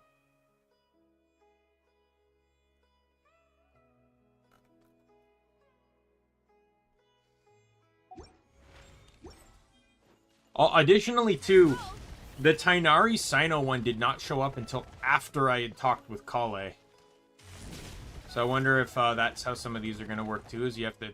And this is exactly where their conversation was. There should be enough bark samples. Next, soil collection. What you doing? Mushroom picking, are we? I came here to assist Tainari with collecting plant samples. He directed me to come collect bark around here. But these trees are covered in mushrooms, and I have to clear them away. It's not easy. I can't help but wonder just how these mushrooms got to that size. Climate, Right. perhaps? Tainari also talked about how the environmental factors influencing the growth of fungi are extremely complex and varied, each interacting with the others. Even the smallest change in one variable can greatly impact their growth process. Thought you were from No, Spantamad. I've simply been pondering a question these past few days. Do you know why fungi only grow on trees and not on grilled meat? Another joke. Because that's what they've always done. They're all vegetarians. Fade the black.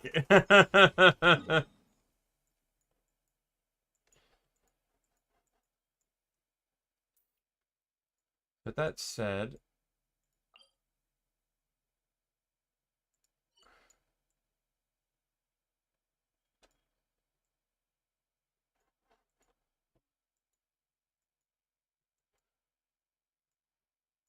so is there not a weekly to redo Skirk's boss fight?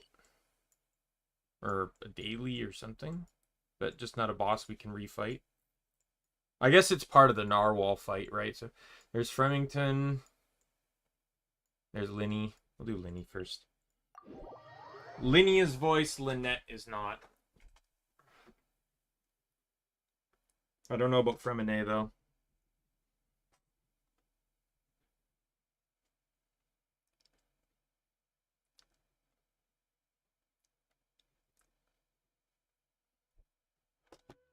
And we'll end the stream after I do all this. After I talk to the people that I can talk to.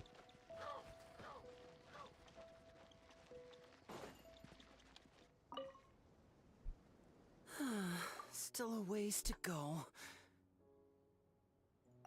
Traveler, I never imagined I'd run into you here. Seems I owe that I did Gustus neither, but the now an map told me you were apology. here. It blew my hat away, seemingly for no reason. But no sooner had I caught it that I ran into you. Let me visit the Institute, are we? Yeah, there's a researcher I'm looking for. One who's also interested in magic. He said he'd like to talk shop with me. Word is that he's invented all kinds of fantastic devices that are perfect for some truly amazing tricks.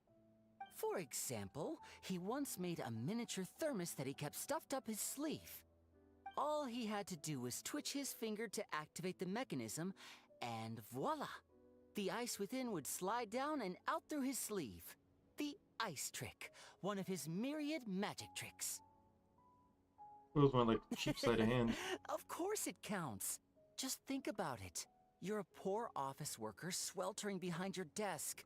You want nothing more than to head out and buy an Personally ice-cold speaking, Fanta I to find it quench hard to your thirst. believe in parlor trick It's just magic when way this too guy hot. literally has The a Fanta trinket machine's that allows him broken to and only summon fire dispenses at will. warm Fanta, and there's no ice anywhere in the office. Just as you totter on the edge of despair, the colleague beside you claps their hands, and a few ice Oh, my cubes headphones are suddenly dying. appear in your cup of Fanta. Just imagine, how would you feel?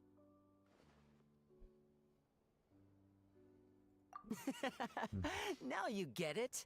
That's what he researches. Close-up magic for daily use. That's why I'm paying him a visit, too.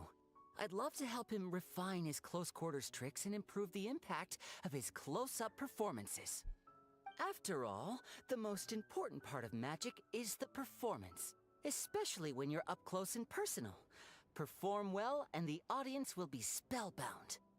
They'll think, I need to get closer. No, closer. I must see what surprises this magician's got in store for me.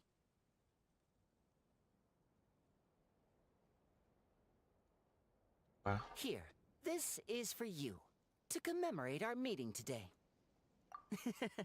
Thanks for playing along. You truly are the best audience I could ask for. As long as you're beside me, I know even the thorny tricks will go off without a hitch. Uh-oh. Oh, would you look at the time? I'd better not keep our man waiting. See you next time.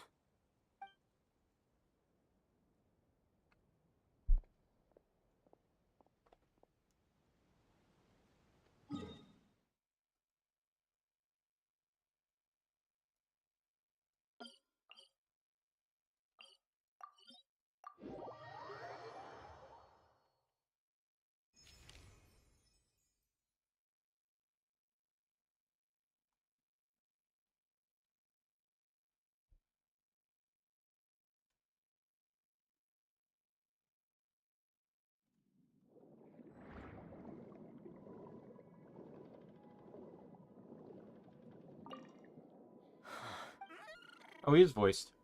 Oh, hey. Long time no see. It might seem odd to you. Got Bubber Beast pals too, you know. Really? I thought that was something that only happened in... Alright. Then I'll share them with... Oh. I'm not that interested in this. Even as the blubber and just the diver, the blubber. So... Oh, good boy. The blub... And... Oh, don't be... Oh. Wow.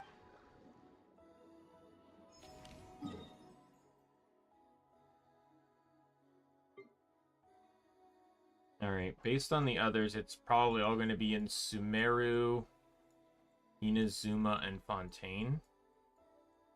Like, I saw Dia was one. She's not going to be voiced, though. I already know she's not voiced. She was in the Fontaine event, which wasn't, and she wasn't voiced in it. Miko should be voiced. I'm pretty sure Miko was voiced on the last one. There's Toma. I don't know if Toma's voiced or not. I think it's been a while since Toma's been in anything.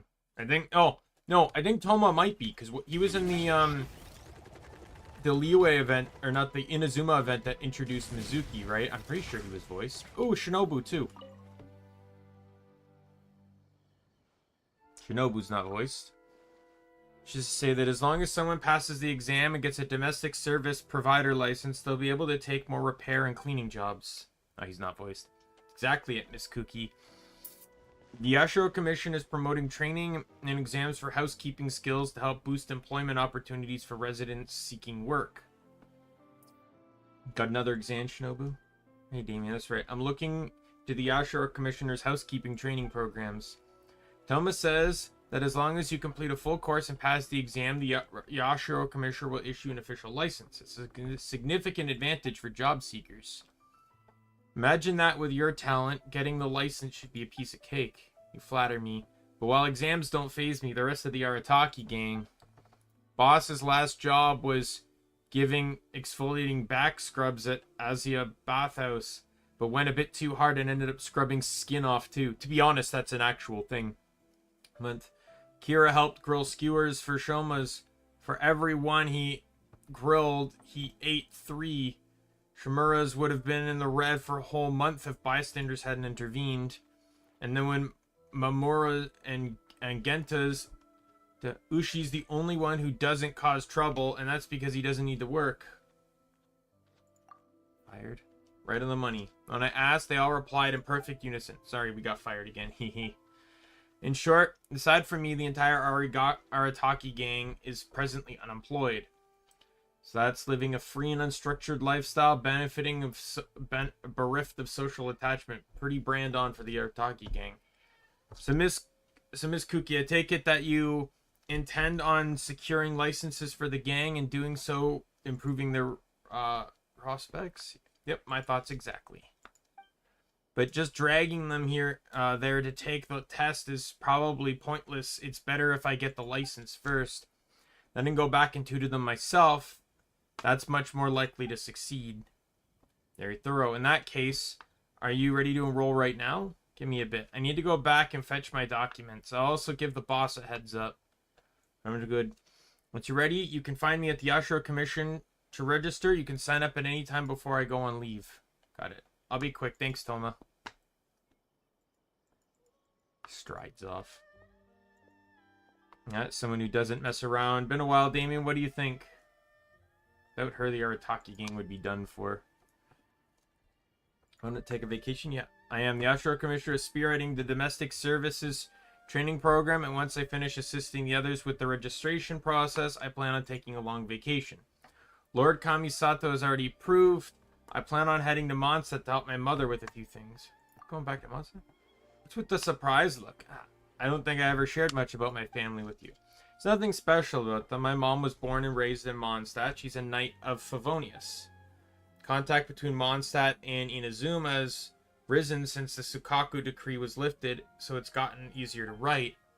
Once I got a letter from her demanding I sent her Inazuman wines so she could taste what you're drinking over there. But what could possibly rival dandelion wine? Shame, though. Even a taste of home might be a luxury for her now. Grandmaster Varka's expedition is camped in Nod Cry, and she received her orders to transfer. She's already en route to join them. It's been years since I last went back. Once I get back there, I'll sort through everything she left behind and see how Mondstadt's changed. Given how far your travels take you, we may bump into each other there.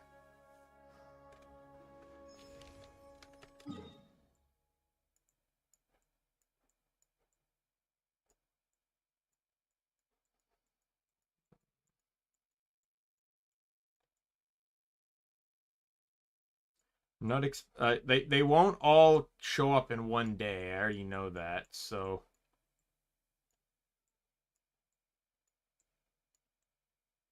who do I have left?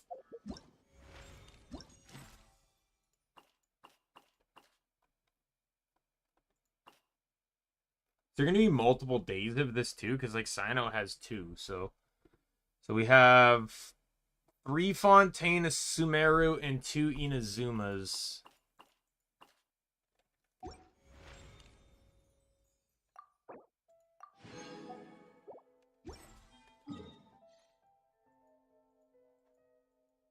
Guess I should check elsewhere just in case.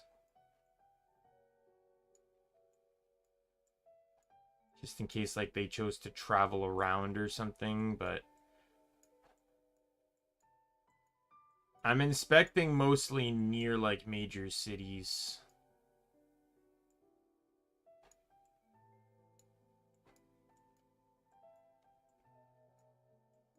I'm curious as to where the last Natlin area is.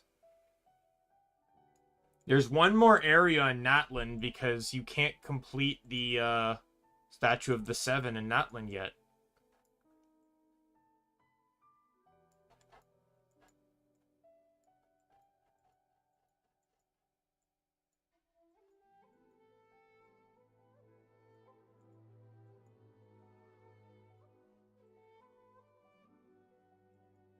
Yeah, I think that's it.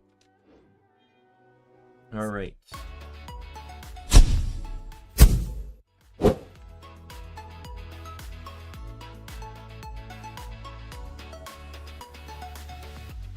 No.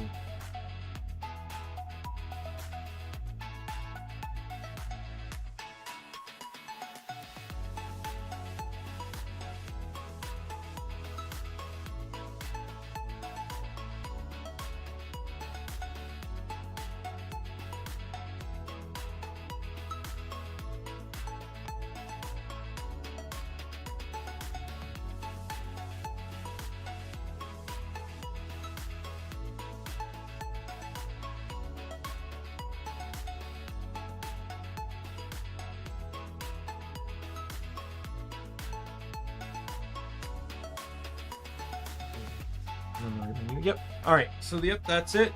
Tomorrow will be more October. You know, I'm gonna take tomorrow off. I'm just gonna take tomorrow off just because, like, I went to sleep at 7 a.m. this morning, so like, woke up at 11. So like, I need to try to give myself better sleep. If not tonight, hopefully tomorrow. So yeah, I'll take tomorrow. I'll take tomorrow off, and I'll come back on. What is it? Yeah, Saturday.